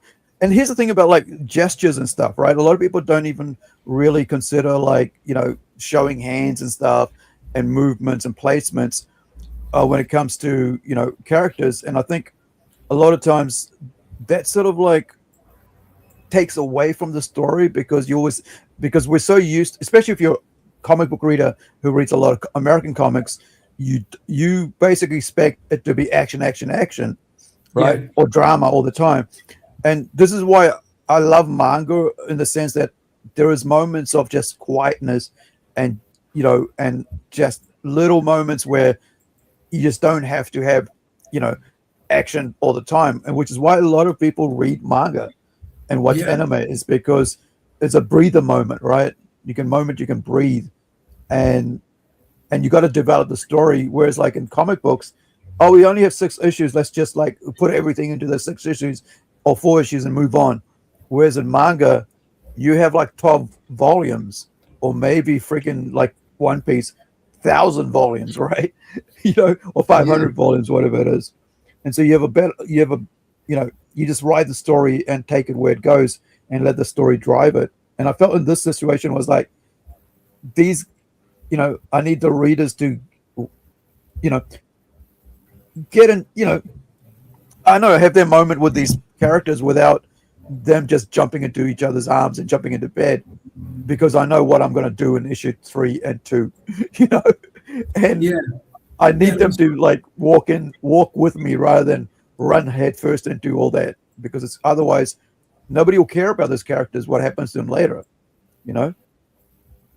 Yeah, also because when you said before, like drawing maybe action, drawing fight scenes is like I don't want to say easy, but I think you can use more your imagination because it's like a fantasy setting. You can make, like, for example, Luffy doing an attack and breaking a wall, and there's a big explosion. You don't see that in real life, so you can play with that the way you want to do it. You can exaggerate some things, reduce some things, but when you do normal interaction, it's more difficult, maybe more challenging, because it's like, okay, if I maybe exaggerate this, it's gonna look really non-natural. So I was like, oh, it was really really fun, because it was like, how it's possible that I can draw a guy throwing a punch like this in foreshortening, but I can draw someone grabbing a cup of coffee. Like, yeah. I mean, like, you're right, because you can. There's so many things. Like, there's so many examples of just punches, right? Like, you're limited by how many times you can draw punches, but there's so many different actions like you can do with someone just like hanging out, because you got to change so many things. Because I mean, I've read so many superhero comics over the years. You can recognize the same positions or movements over and over again in every single freaking comic. Sometimes, I mean, not every single, but every other comic, right? So when you have something like little gestures that make things work, and clothing and stuff and setup, it's I think I kind of like enjoy that side of things. It's like as well as the fast-paced action things that we have in other comic books. But I think sometimes it allows, I think, telling different stories and having different artists work on them, it allows different readers to see, to get something different out of it. I mean, next time we're going to be talking to, to Luis, who's working on Howler, right? And so he's actually, he's working on issue 2, and you're working on issue 2 as well. So, our pacing would, release schedule would be pretty cool coming out the door. But one thing I want to bring up is some of the covers that we're putting out. We've been talking about, the art and stuff and some of the cards, but we're going to be releasing 6 cards with this, and one of the cards is going to be a risque nude card or topless card, because it's uh, with it being the tribals, the tribes. Mhm. They're like native tribes. They don't care about nobody, right? There's the thing. When I was researching tribes and stuff, like the primitive tribe, it was like the women always go topless, right? And so for us it was like, how do we make it so that doesn't look like we're being exploitative in that? Because that's Yeah. one thing that I really didn't want, was for our work to be, seen as, oh, it's, they just like us trying to make as much sexual thing and, content in this, you know. Uh, but for me, it was like, okay, how do we like not dumb down the story, but try not to, seem like we're exploiting for the sexual sake of selling a comic because it's got sexual content in it. And this is a cover. I did the whatchamacallit. You did the artwork on this. Yeah. I did the color flats, but you finished it. So it looks really cool, man. So this is cover A, guys, that we're going to be releasing. And this is, of course, this is Amber, the main one, and then there's Kirsten, her fiance, and then Tarman, who is at the back here, who is their interpreter and freight Yeah. driver. Yeah. Boat driver. Yeah. Boat driver, the tour guide, the translator, Yeah. multitasking. Yeah. He's the guy that's going to like be there, everything in this friggin' village where you got someone who's, who looks like this. Anya, who's the chief's daughter. Oh, the other thing I figured out, I was doing a research about this. Indonesians don't have surnames, right? Okay. Yeah, so some of the native people, they don't have surnames. So I'm like, oh, so I only have one name to use for them. It's like, because I'm trying to be as realistic with with the research as possible. But all these tribes, this tribe Wabo is is a mix of all the other tribes from around the world. So from South Africa, from the Pacific Islands, from South America, right? Yeah. All these different, and so I try to create my own ethnic indigenous tribe from all that background, and throw these two into it. Throw these two friggin' Westerners into it. Where Amber and West Coast Fish here. from another bowl. Yeah, man. So, I mean, the whole idea of this fish out of water, right? Two Western girls going, with their own ideas, going into a country, into an indigenous place where you've got women that are dressed like this. Yeah. And what I love is your design work, man. I do. I love your design work on these characters. We didn't show a lot of the issue 2 with the kids and stuff, but did a really good job on them with the tribe. That's one of the things I really enjoyed about this, was seeing your artwork with the tribe. So this is cover B, I think. Once it pops up, this is cover B. Yeah. I don't think this is the finished one. You did a finished one with yeah, I shaded with the yeah. So this is the cover B, them on the way to the islands. And just like kind of like you got Tarman having taken their their photo, right? So this dude here taking their photo for them. And so that sort of gives you an idea of where it's at. This is by James Hill. Like I said, he's one of our he's my go-to guy for variant covers. You see his covers, his artwork on a lot of our covers, because I like his kind of like semi-cartoon style realism, right? It's just kind of So I just kind of always go, hey, do you want to do do you want to do a cover for us here and try that? And then if I want something else, I'll ask it for something else, some other style. I mean, not some other style, but some other cover. So we did do I'll just do a black and white one up. There is a record, right? Yeah. He's got a more of a traditional look. So this is the risque, bedroom scene with a voyeur. which we have in full color, but this is the pencil one, pencil sketch of it. And when did he do them? Let me just go over here. So look at that. We started this in 2000, like 3 years ago, right? Yeah, 3 years. So, I asked him to do the covers 3 years ago of that, and of the two, and so with the design and stuff. So, and he, at the same time, I asked him to do this, do him on the boat, and the other thing was that because they travel by boat all the time, so you'll see a lot of boat, right, in issue 1 and so on, and so having, where'd I go off to? Let me get out of there so I can get back to my page. It's that one. So, we end up like doing a lot of artwork that has to do with them. I mean, not a lot, but some pages where they're actually on the boat and stuff. And we're going to have that again in the people carrier, basically. We call, Yeah, one of the other things we do, because we have a religion in the Plunge universe, which is called the Temple of the Polyhedron. All right, so they have this unique.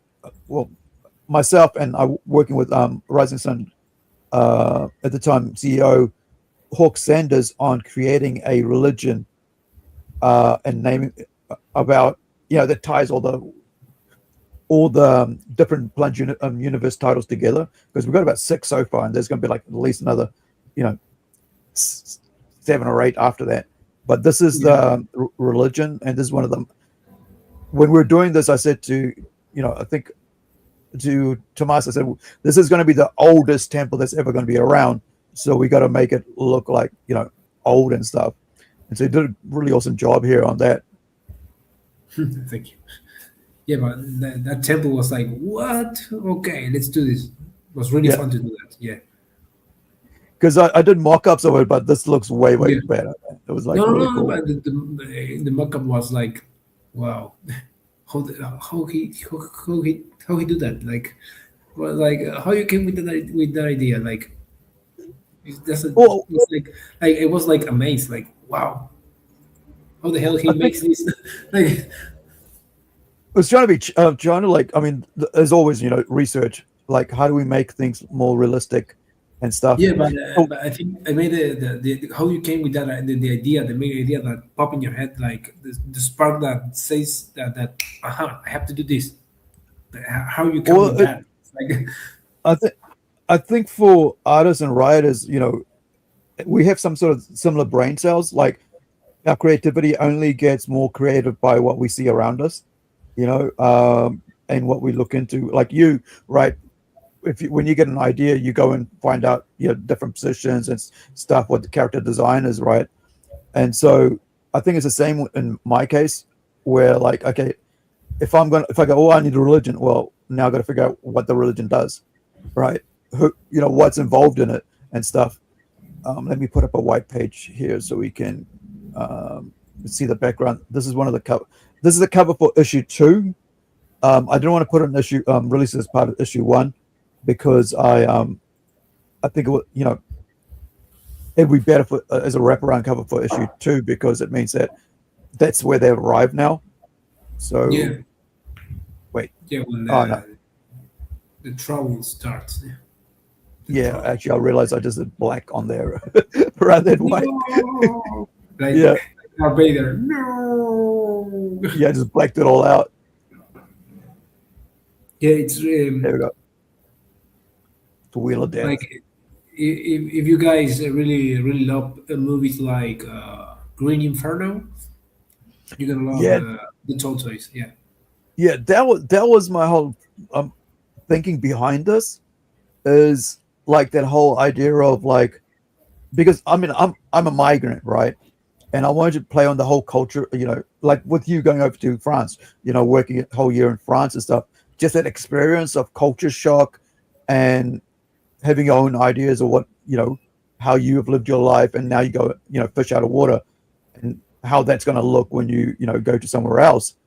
So I did the color flats on this here, but to do the skin tones and stuff, and, differentiate between the characters. But at the moment, Tomas is actually finishing off the like the shades and stuff.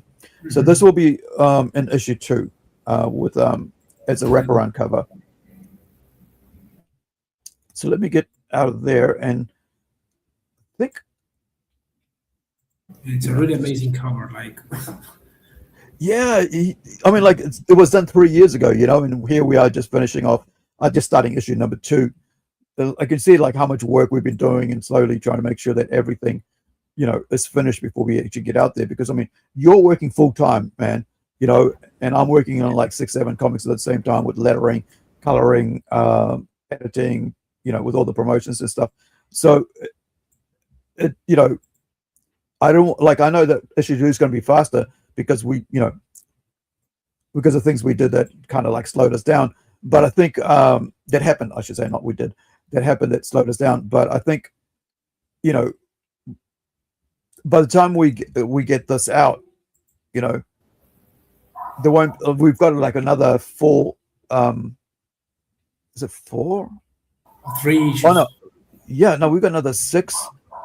4 other comic Kickstarters coming out this year, which will keep everybody, tied up until we get this, number 2 of this out. But let me see what else we got here before we finish up here. I wanted to do my own like 2 towers type thing. Like the gateway. And so I went and early on I mocked up these 2 towers, and like so you got these how I've got the you see the Monkey King symbol up here on on the screen, but this is those same monkeys. This is where the idea for the monkeys came from, for me to be the Monkey King, is like the Lemire monkeys. So so I had them like sitting on top of turtles, which you will see later on, and and so on rocks, whatever, and kind of like guides to the tribe. And I'm hoping that like not hoping, sorry, we got stuff coming up where we'll see what's all that about. But yeah, there's a lot of little Easter eggs and hidden things that ties this book into all the other books. And one of the key things is that like these people aren't just anybody, right?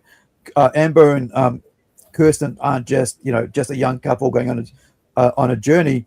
On an adventure, right? They also go on a working holiday, which is why we have this double page here in the middle. But Amber is actually a special agent, right? And also Kirsten is a special agent as well, right? Who are part of our Plunge universe, and which is explained in the back of the card, that they work for a agency called the like in the future, right? In the alternative world of the Plunge world universe, America and certain other countries are part of this collective, right? And they're called the USIA, right? And it's a United States International Alliance. And these 2 work as in their bioscience, DNA manipulation, and humanoid sciences. And they research the superheroes that are part of this universe, which ties us into, let me open this one up. Like, girls, what are you doing over there? Go to work. Yeah, so they go on their little holiday, and we later on with their agency goes, well, what's going on? There's this whole idea behind that. But here's Enkertigil issue 2 coming out soon, which is how they tied into that area. So let me show you the cover of that. You've probably seen it. So this is one of the covers here, because at the same time we're releasing The Tortoise and Howler, we're also releasing Enkertigil 2 on Kickstarter, which is on a different site, because this is an all ages comic book, whereas our comic, Howler and Tortoise, is a mature reader's comic book. So we're releasing it over here on this website, on this Kickstarter page. And This is the first issue we brought out. It's for kids, right? So Yeah. basically, where are we? Let me go. Wait, I'm on creator. Hold Everybody on. to enjoy. Yeah, so everybody, you can read to your kids and stuff, and everybody can, enjoy it rather than just, Yeah. So this Yeah. way, you can, if you want, you can get 3 comics at the same time for us, but probably the one, like lower freight cost because you can include that one together with the other 2. So just let us know, and we'll make sure that we'll attach your comic book and send it out at the same time we send out Howler and Tortoise. So this is why it's taking us forever to like make sure everything's finished. So we got all the artwork for issue 2 of Incredible finished as well. I'm just working on like the cards, poster, and stuff now. And so yeah, so you've got that. We put this out, 2 years ago now. Look at that. Everybody got theirs covered, and we took a long time to finish this because everything had to, must be finished because I don't want to delay. I don't really want people to wait around after they're paid, for too long after they're paid for their comics. Like so, we'll be offering issue number 1 as well. So the regular cover will be offered again, and then issue 2 will come out with 4 covers, I think it is. So yeah, so this will be available again as part of issue 2. Amazing art, like Yeah. Was like really happy to read the first issue. Like, oh, wow, like Yeah, we- they did a good job on that.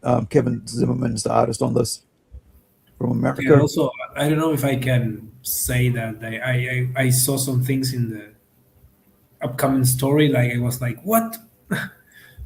Yeah. Oh yeah. So the other thing is that these two are actually part of another comic book because they're daughters of the other book. So in the Blood Universe, which we'll talk about another time because that's like our adult horror book, which is kind of like R18 book. But yeah, this is the Templeton twins. So we kind of like foreshadow a lot of characters that work together in different things. So They are related with the Templeton comic also, or it's just yeah, like they're the daughters of Templeton, Christopher Oh. Templeton. And actually, maybe I'll let me pop up the cover to that one just since we're just talking about it. And here's the thing about that. We've almost finished issue 2 inks of Templeton. yeah. Ooh. So by the time we release Templeton, issue 1 and 2 will come out together. And so yeah, we're working really hard around to making sure that we are finished before we go to Kickstarter. And all this work is going to be done prior to us, going to Kickstarter, because it means that, like I said, not that cheaper freight because they're sending together, and also we're not releasing one comic at a time, because it means that you got to pay every time we release a comic. It means you got to pay freight again. So I've been trying to really work hard to make sure. The artist and colorist. I'm sorry, the colorist name isn't here, so I was going to add that in. But this is like the cover to. I actually colored this myself. That's And amazing. this was about 2 years ago. I hardly ever full color, and so it's not. I mean, it is what it is, and I'm not a colorist, so yeah. But I wanted to have a go at it just for the sake of it. But yeah, this is the R18 book, so that's why it's got this really warning here. But yeah, James, like I said, the James color did this one, so he's the actual artist on that as well. So let me just finish up with showing you some art from there, because It's like how they work. Like I want to see how James, Joaquin, and Luis, how they work. Like yeah, it's the thing, right? Like watching different people work a different style, because that's a joy of like I said, working with different people. It's like you just work or let them work to their strengths rather than trying to like pigeonhole them into this is how I like it done because that was done that way. It's like, no, just enjoy yourself. Yeah. because I think So it's a lot like, of people, you got to be able to enjoy what the sorry about no background there. Let me just put white on the back of that so you can see the art.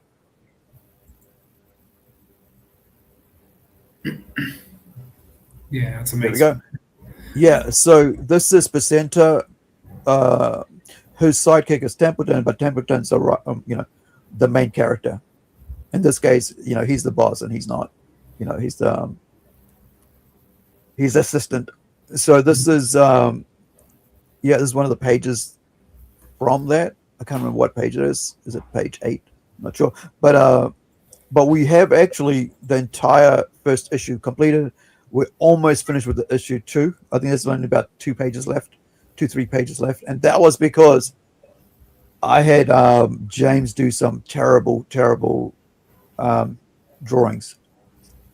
Not terrible in the way of like they look terrible, but terrible in the way of horror. Like Oh, serious. okay. Like Yeah, really, like frightening, like really. no more emotional damage. Oh, okay. Because it was like, why Yeah, he drew bad on purpose or something like that. no, I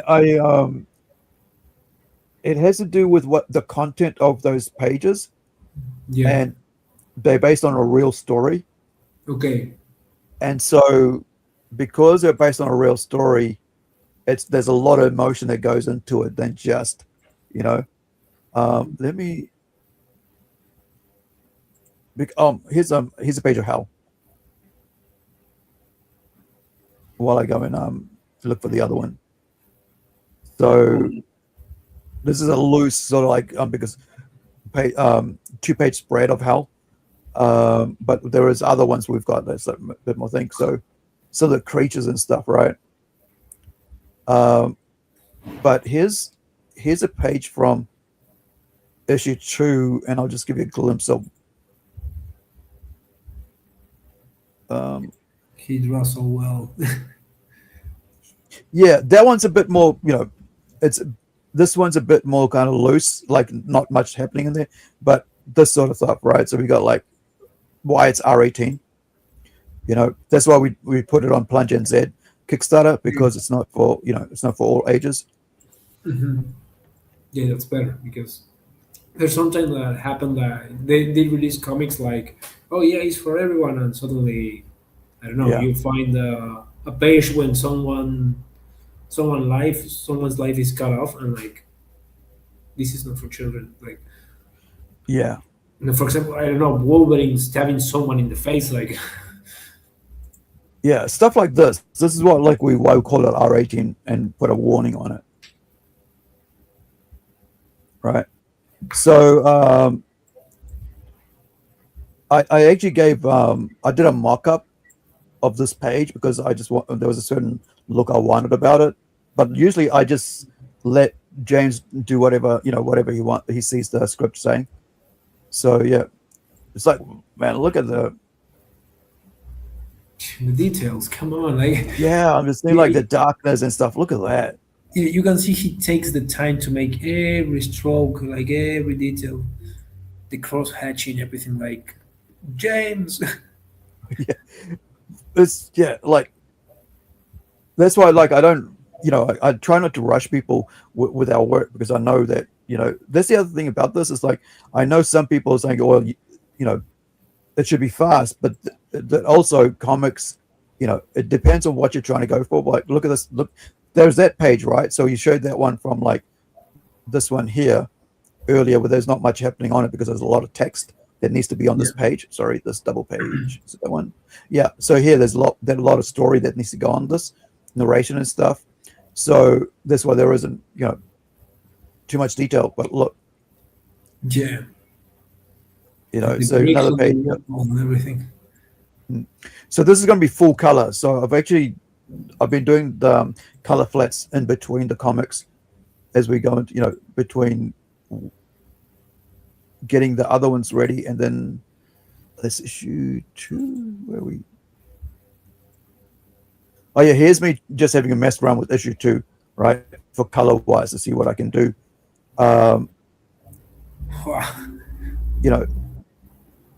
So yeah, just the color flats. That So clown that's is eating. yeah, because there's a birthday party. So Don't yeah, trust the clown. Like, yeah.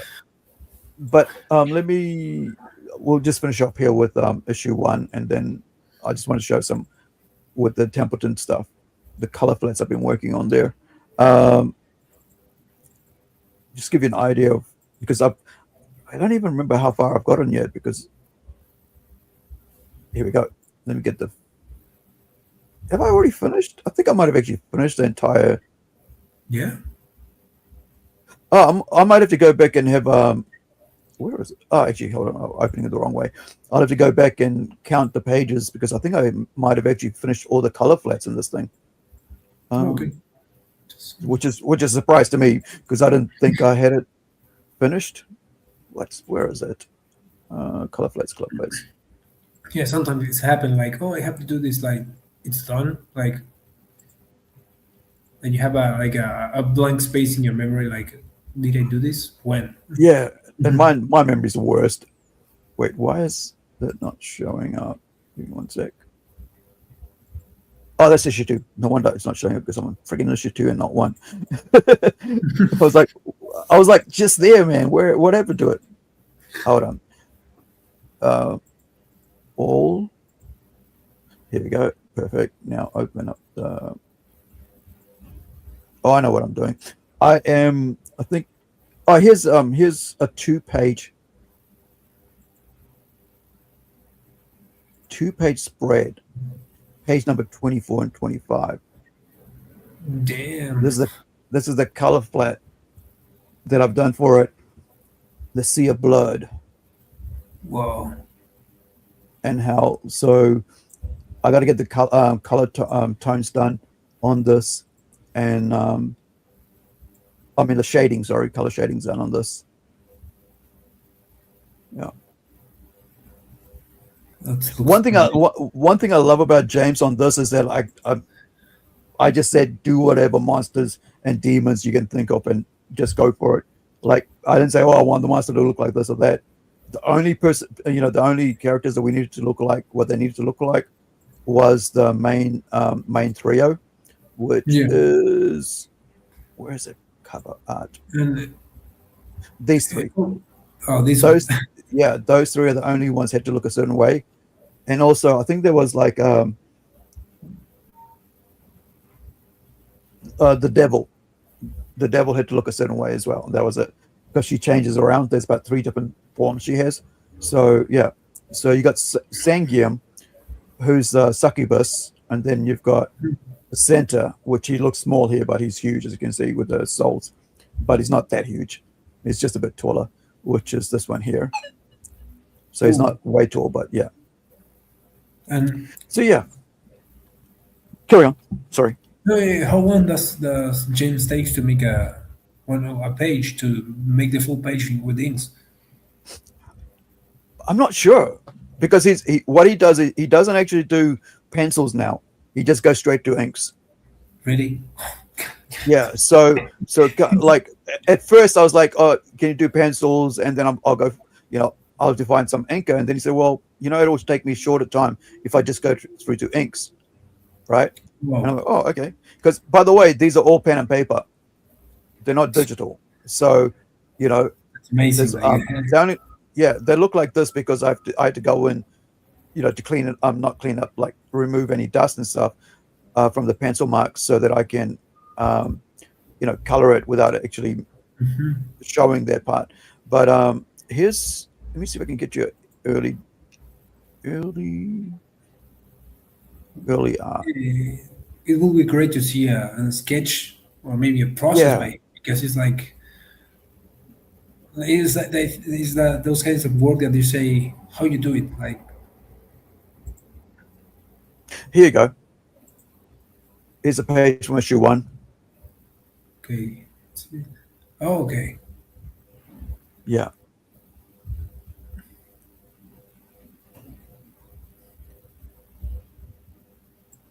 So back alley. So yeah.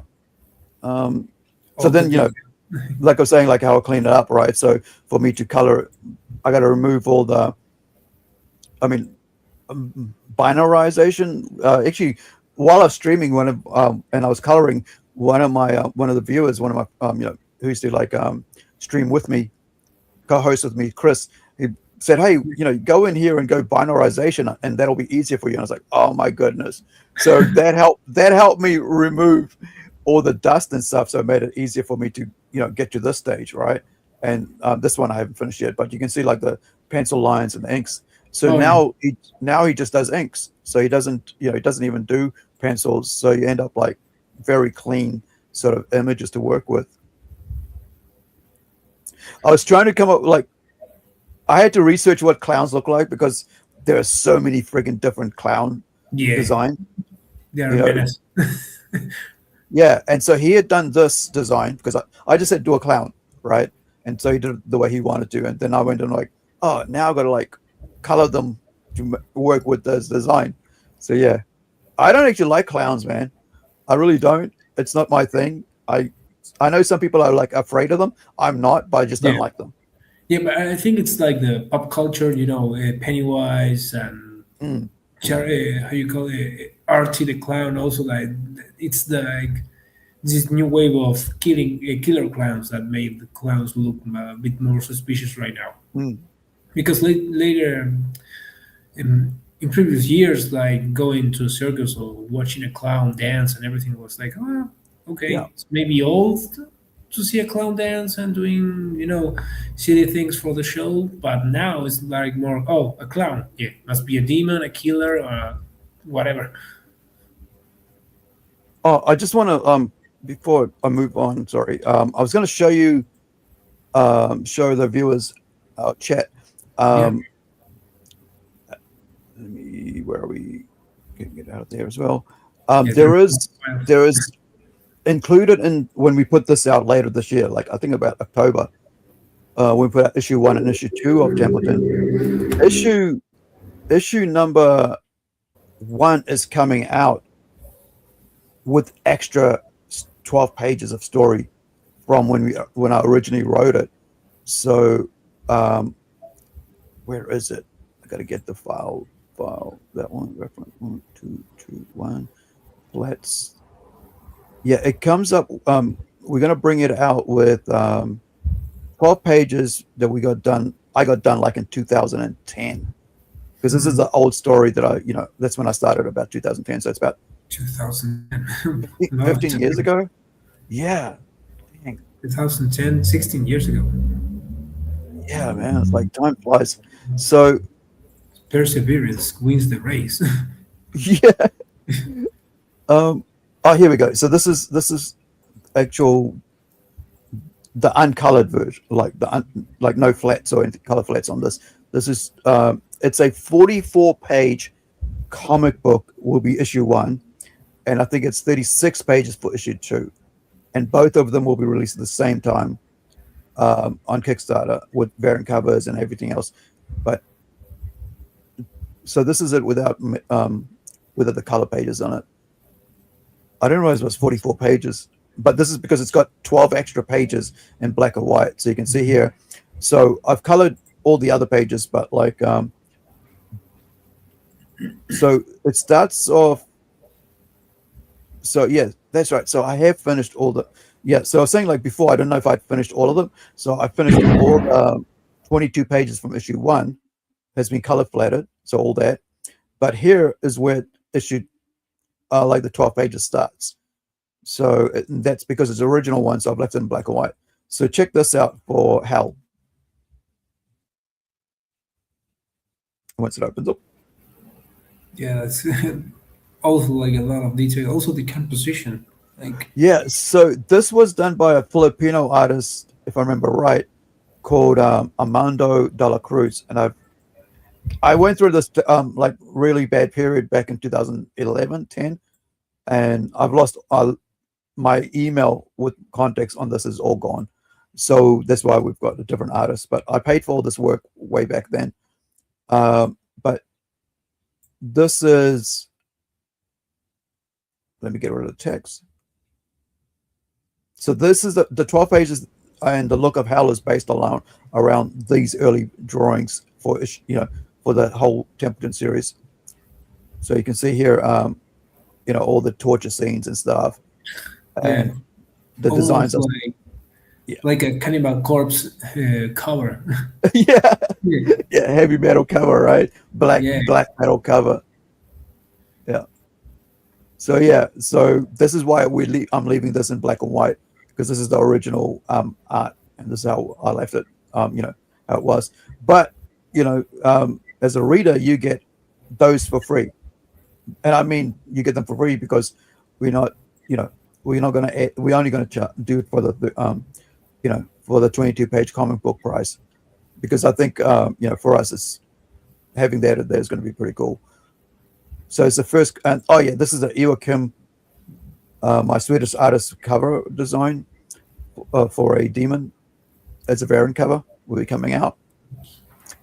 I haven't decided if I'm going to do it, and we've done all the covers for this at the moment. Just need to put all the different things in.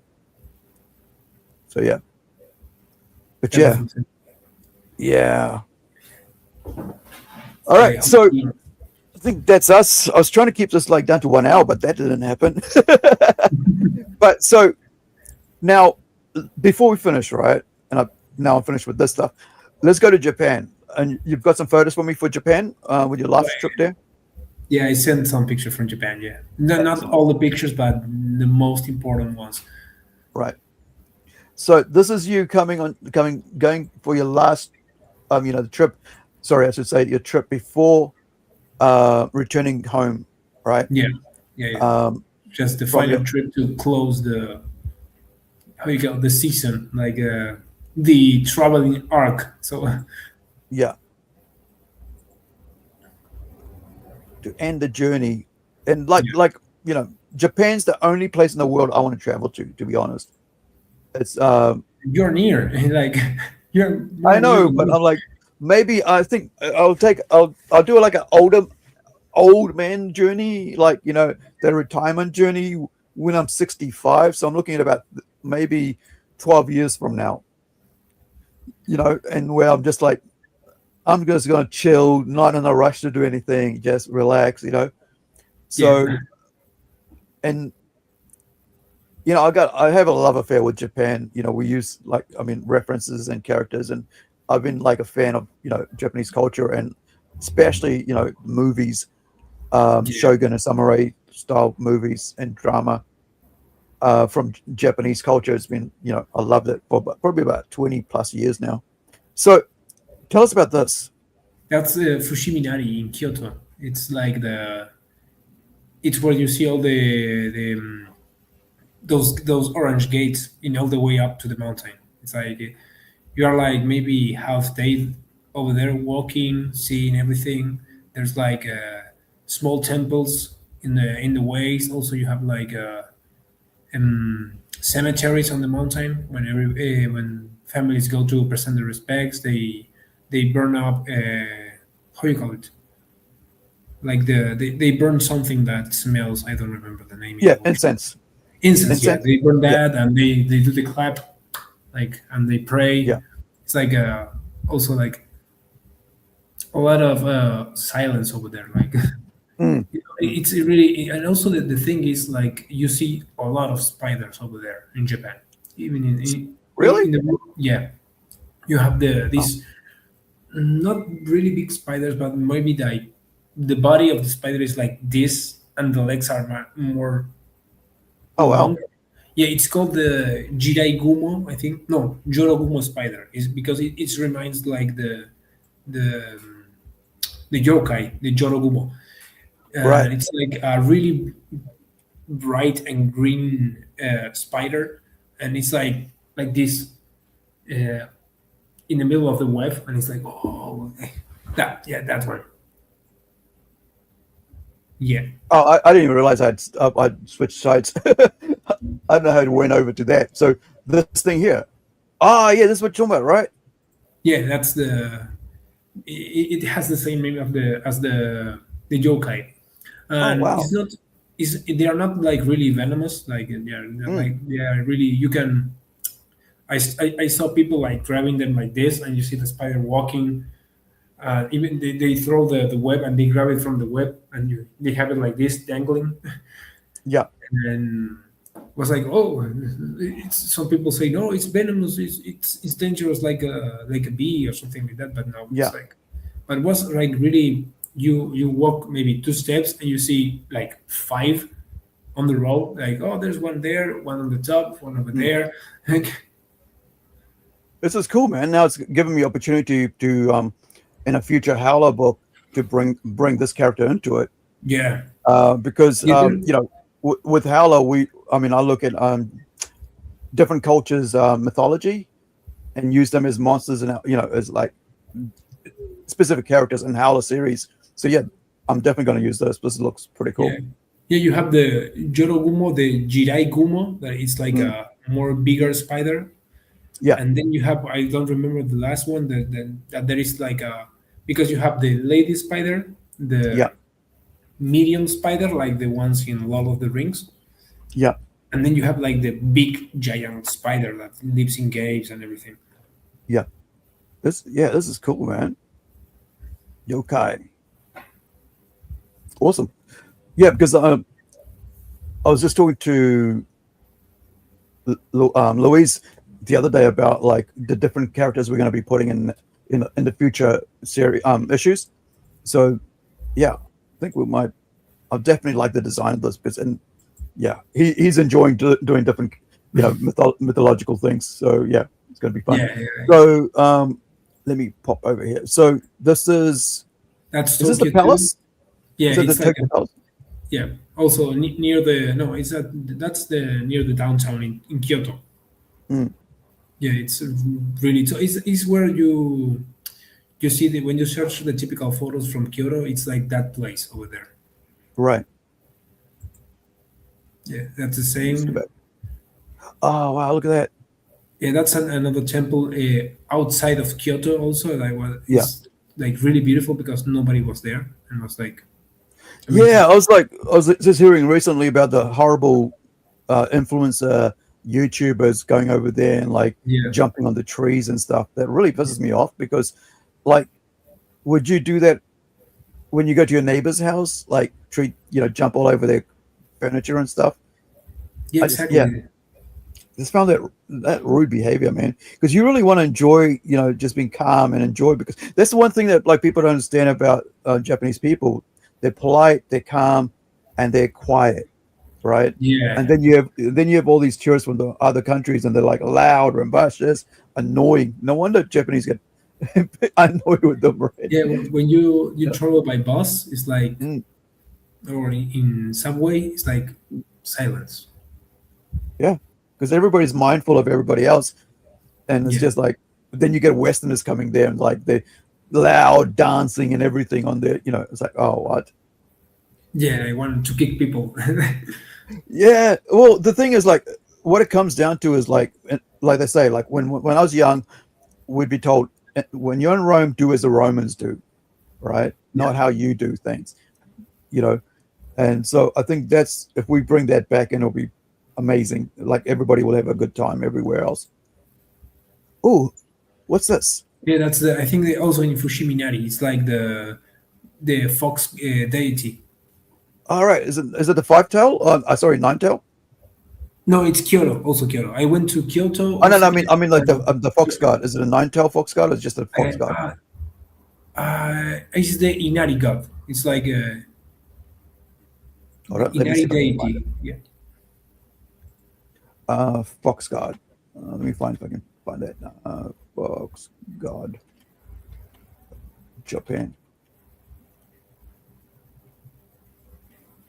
That's Yeah. one. Yeah, no, Akami, because Kami is God, right? So Yeah. So Inari would be fox.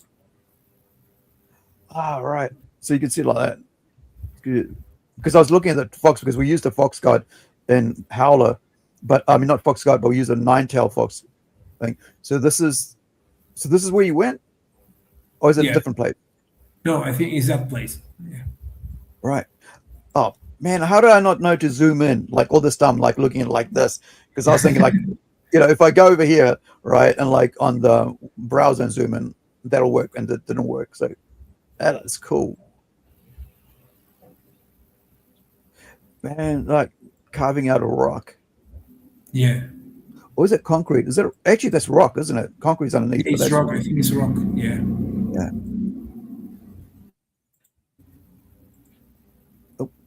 Here we go. So this is the view from from the top. Yeah, from that temple. yeah. Oh wow.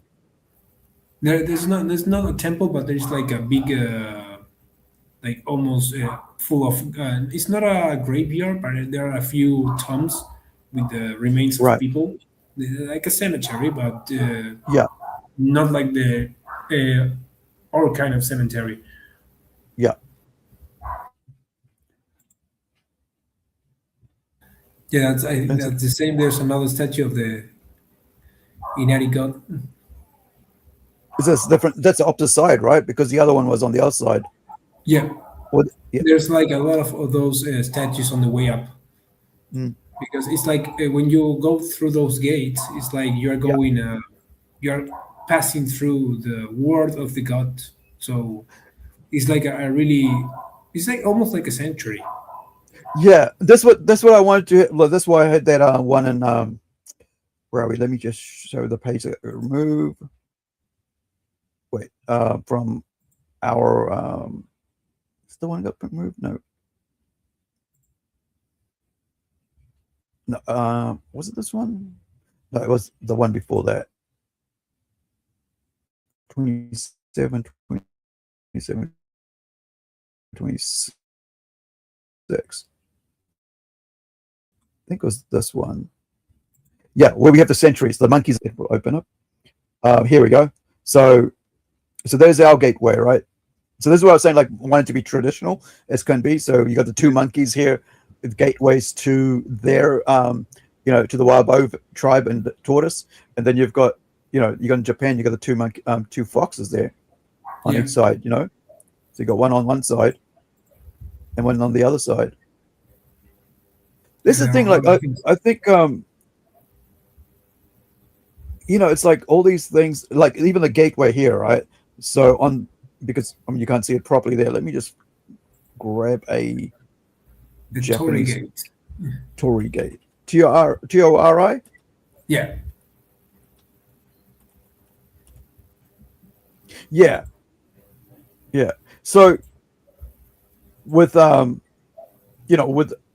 with us, with our book, that's our gate, basically, just making sure that, there's rocks, the stones standing there, where you have to walk through into the next thing. But yeah, I really love these traditional places because historic, not historic, but like these places, because it allows me to work with the, building our universes and characters and places and bringing that into it, right? You can't see a lot of it here because I had to cut it up for webtoons, but let me see if I can remove that and bring it into where I had it in issue. Yeah, the whole picture. That's what I'm getting at. Yeah, those gates, Right. like with the monkeys and everything, like it Yeah. reminds me a little. I forgot the movie or the reference, but this thing of this is where. Well, the two towers have that as well, right? Like, you remember when, like, in Lord of the Rings, where they have those two giant things on the way to elves, like an elven kingdom. Yeah.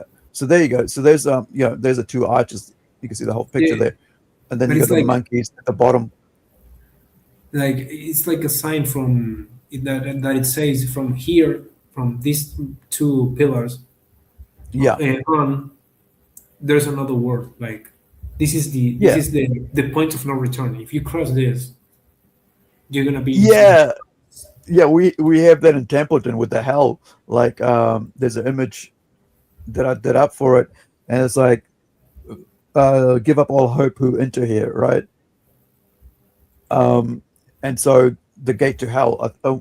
So there is, talking of which, like just as another show to watch if people are interested. There is a Korean show called The Judge, and it's about a judge from hell. The Judge. Okay. Yeah, it's like a demon who is sent to I think judge They're who's like sent. big guys, like big black guys who run and attack people. Like No, this is a Korean drama. oh, a drama. I thought you were talking Yeah. about the Drag Me, Or- Hellbound. Oh, Yeah, okay. Hellbound's kind of similar as well, but this is I watched episode 1, Okay. and if you're into some, if you're into, drama, supernatural drama, this is kind of a pretty cool one to check out. And I'll play a trailer of it. I think it's only 30 seconds here. It says, Oh, I gotta check it out. Lasciate ogni speranza, poi che entrate.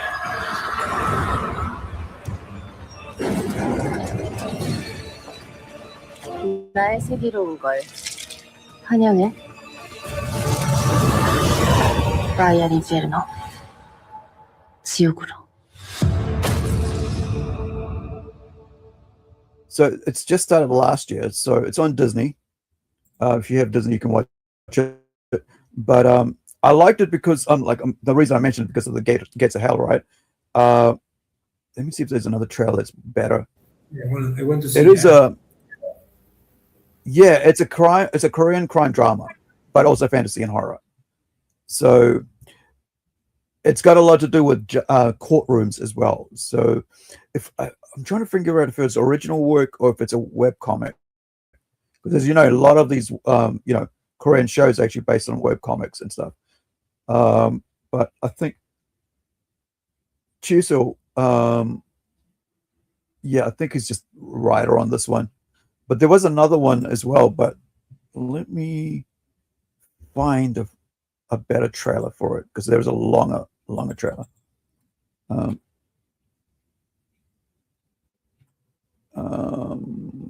Here we go. TV series. But it's a TV show or a movie? Yeah, no, it's a TV show. It's like Okay. it's about 10 episodes. Wait, I'm on the Okay. ReZero. Hold on. I'm gonna check it out, yeah. Yeah, so it's on Disney. So anybody who's got Disney can watch it. It's about, where are we? Hour-long shows, 14 episodes so far. Okay. It's where's the trailer? like an ongoing series? Or Yeah, just it's a longer finished? trailer, and it's in English. Sorry? It's an ongoing series, or it's just it finished the first season? Yeah, I think it's let me go to that. I think the first season's finished, but Okay. it is an ongoing series from what they're saying here. Oh no, it's actually finished, right? So otherwise, usually they have an arrow or line saying, So yeah, this is a complete 14 episode show. Yeah, so there was nothing else from season 2. Okay. So yeah, 14 episodes. Here's let me get out of that and go to the longer trailer. Yeah, we want to see the trailer. So yeah, so Templeton is basically a human in hell, right? Our comic book, Templeton is a human in hell. But this one's a judge on Earth, right? It's kind of like a switch. So she judges people and her whole aim is to get people to go to hell, right? And she's got a time limit set by the devil, like her superior, a demon, because she sent some person to hell that wasn't supposed to go to hell because she ignored, she was too busy or whatever, ignored it. So now she's sent to Earth to bring more people to hell. Otherwise, she'll die as a human being. Yeah. So, whereas in Templeton, my story from with just that 16 years ago, is where it's a human being sent to hell and has to collect souls. So yeah, it's kind of that's what I found interesting, right? Because it's like the opposite, kind of opposite. Yeah, well, Yeah. and not so opposite. Yeah. So this is it here. Sorry guys, it's got subtitles and not, and dubbed. 형사재판부 판사라는 직업을 좋아하는지 알아요? 나쁜 놈들을 아주 많이 만날 수 있거든요.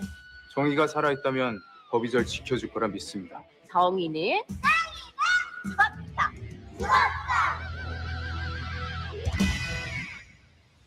최근 판사님께 피고인 신분으로 재판을 받은 뒤 살해당했어요. 나쁜 어른은 벌 받아야 돼. 멈춰! 움직이면 쏜다. 혹시 범죄와 관련된 일을 하고 있는 겁니까? 진실이 뭐가 중요해요? 나쁜 사람이 사라졌다는 게 중요하지. 그러지 말고 나한테만 솔직하게 말해봐요. 그래야 내가 올바른 판결을 내릴 수 있지 않겠어요? 법대로 한 게 그거예요. 그 법이라는 거 도대체 누굴 위한 법입니까? 판사님의 판결은 2차 가해입니다. 항소심 따위는 필요 없어. 내 재판은 언제나 정확하니까.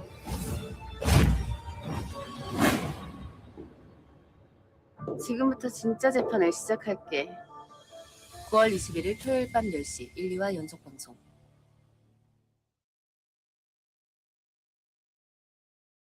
Yeah, I want to see that. It's like right now, doing a full marathon. Yeah, it's not bad.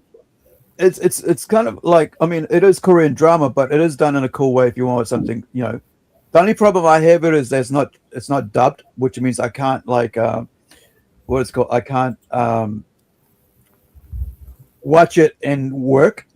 Oh yeah, Right. you have to pay attention. So I got to read the friggin' look at the monitor, with the TV screen, whatever, and I can't work. Yeah, because I like to work while I'm. Yeah. Like this. So that's us for today. Do you have anything else to add, Tomas, before we finish up here? Well, guys, really go and check it out. Whatever you have seen here, like Howler, go back Howler the Tortoise, also Critical Number 2, and be on the watch on the next things that are is gonna drop. So we will be really pleased that you will support our work, because we have worked really, really hard to bring you the best stories that we can tell. And share, subscribe, and if you know someone that really loves the work, like, oh, maybe my friend, my girlfriend, my dad, whoever gonna like this, so share with them all the information and the links that you can see. And thank you very much for being here with us, and nice week. Yeah, so we'll catch you next time. I think it's in a couple of days. Thank you guys for hanging out with us. Thank you, Tomas, for taking your time out. I guess it's about 11 o'clock at night for you now? Yeah. Yeah. And it's only about 3 o'clock here in New Zealand time.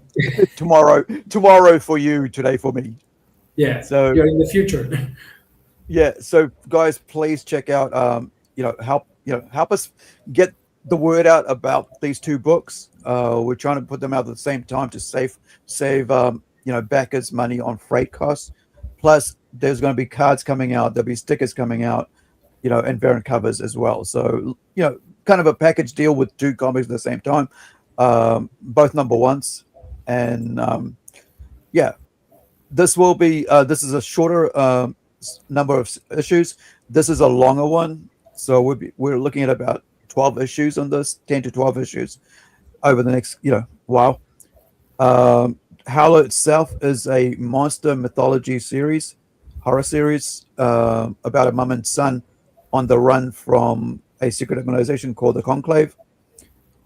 And of course, with Tortoise, we've got Amber and Kirsten going on a working adventure to look for a mythical legend about tortoises in this tribe called the Wabo in Indonesia, which is like basically our version of Indonesia. So one comic, one manga, one hot campaign. So please spread the word out about our comic set on Kickstarter for crowdfunding. And thank you so much for hanging out with us today. I really appreciate you guys watching us. And hopefully, if you're catching this later on the rewatch, appreciate you so much. Thank you. And please like, subscribe, follow, as Tomas said.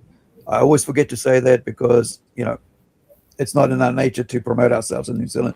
But thank you for, you know, helping us out by viewing. And leave a comment, engage with us. If you got any questions, check it down in the comments, you know, or in chat next time. We'll see you on the next one. Thank you so much. Ka kite ano. Thank you, Tomas. Have an awesome evening and week, dude. All right, guys. Catch you on the... Thank you so much, man. All right. Catch you guys on the flip side. Ka kite ano. All the best for your week. And may you have an awesome day, week, month, year. Bye for now. Nope. Can't stay here anymore. I gotta get back.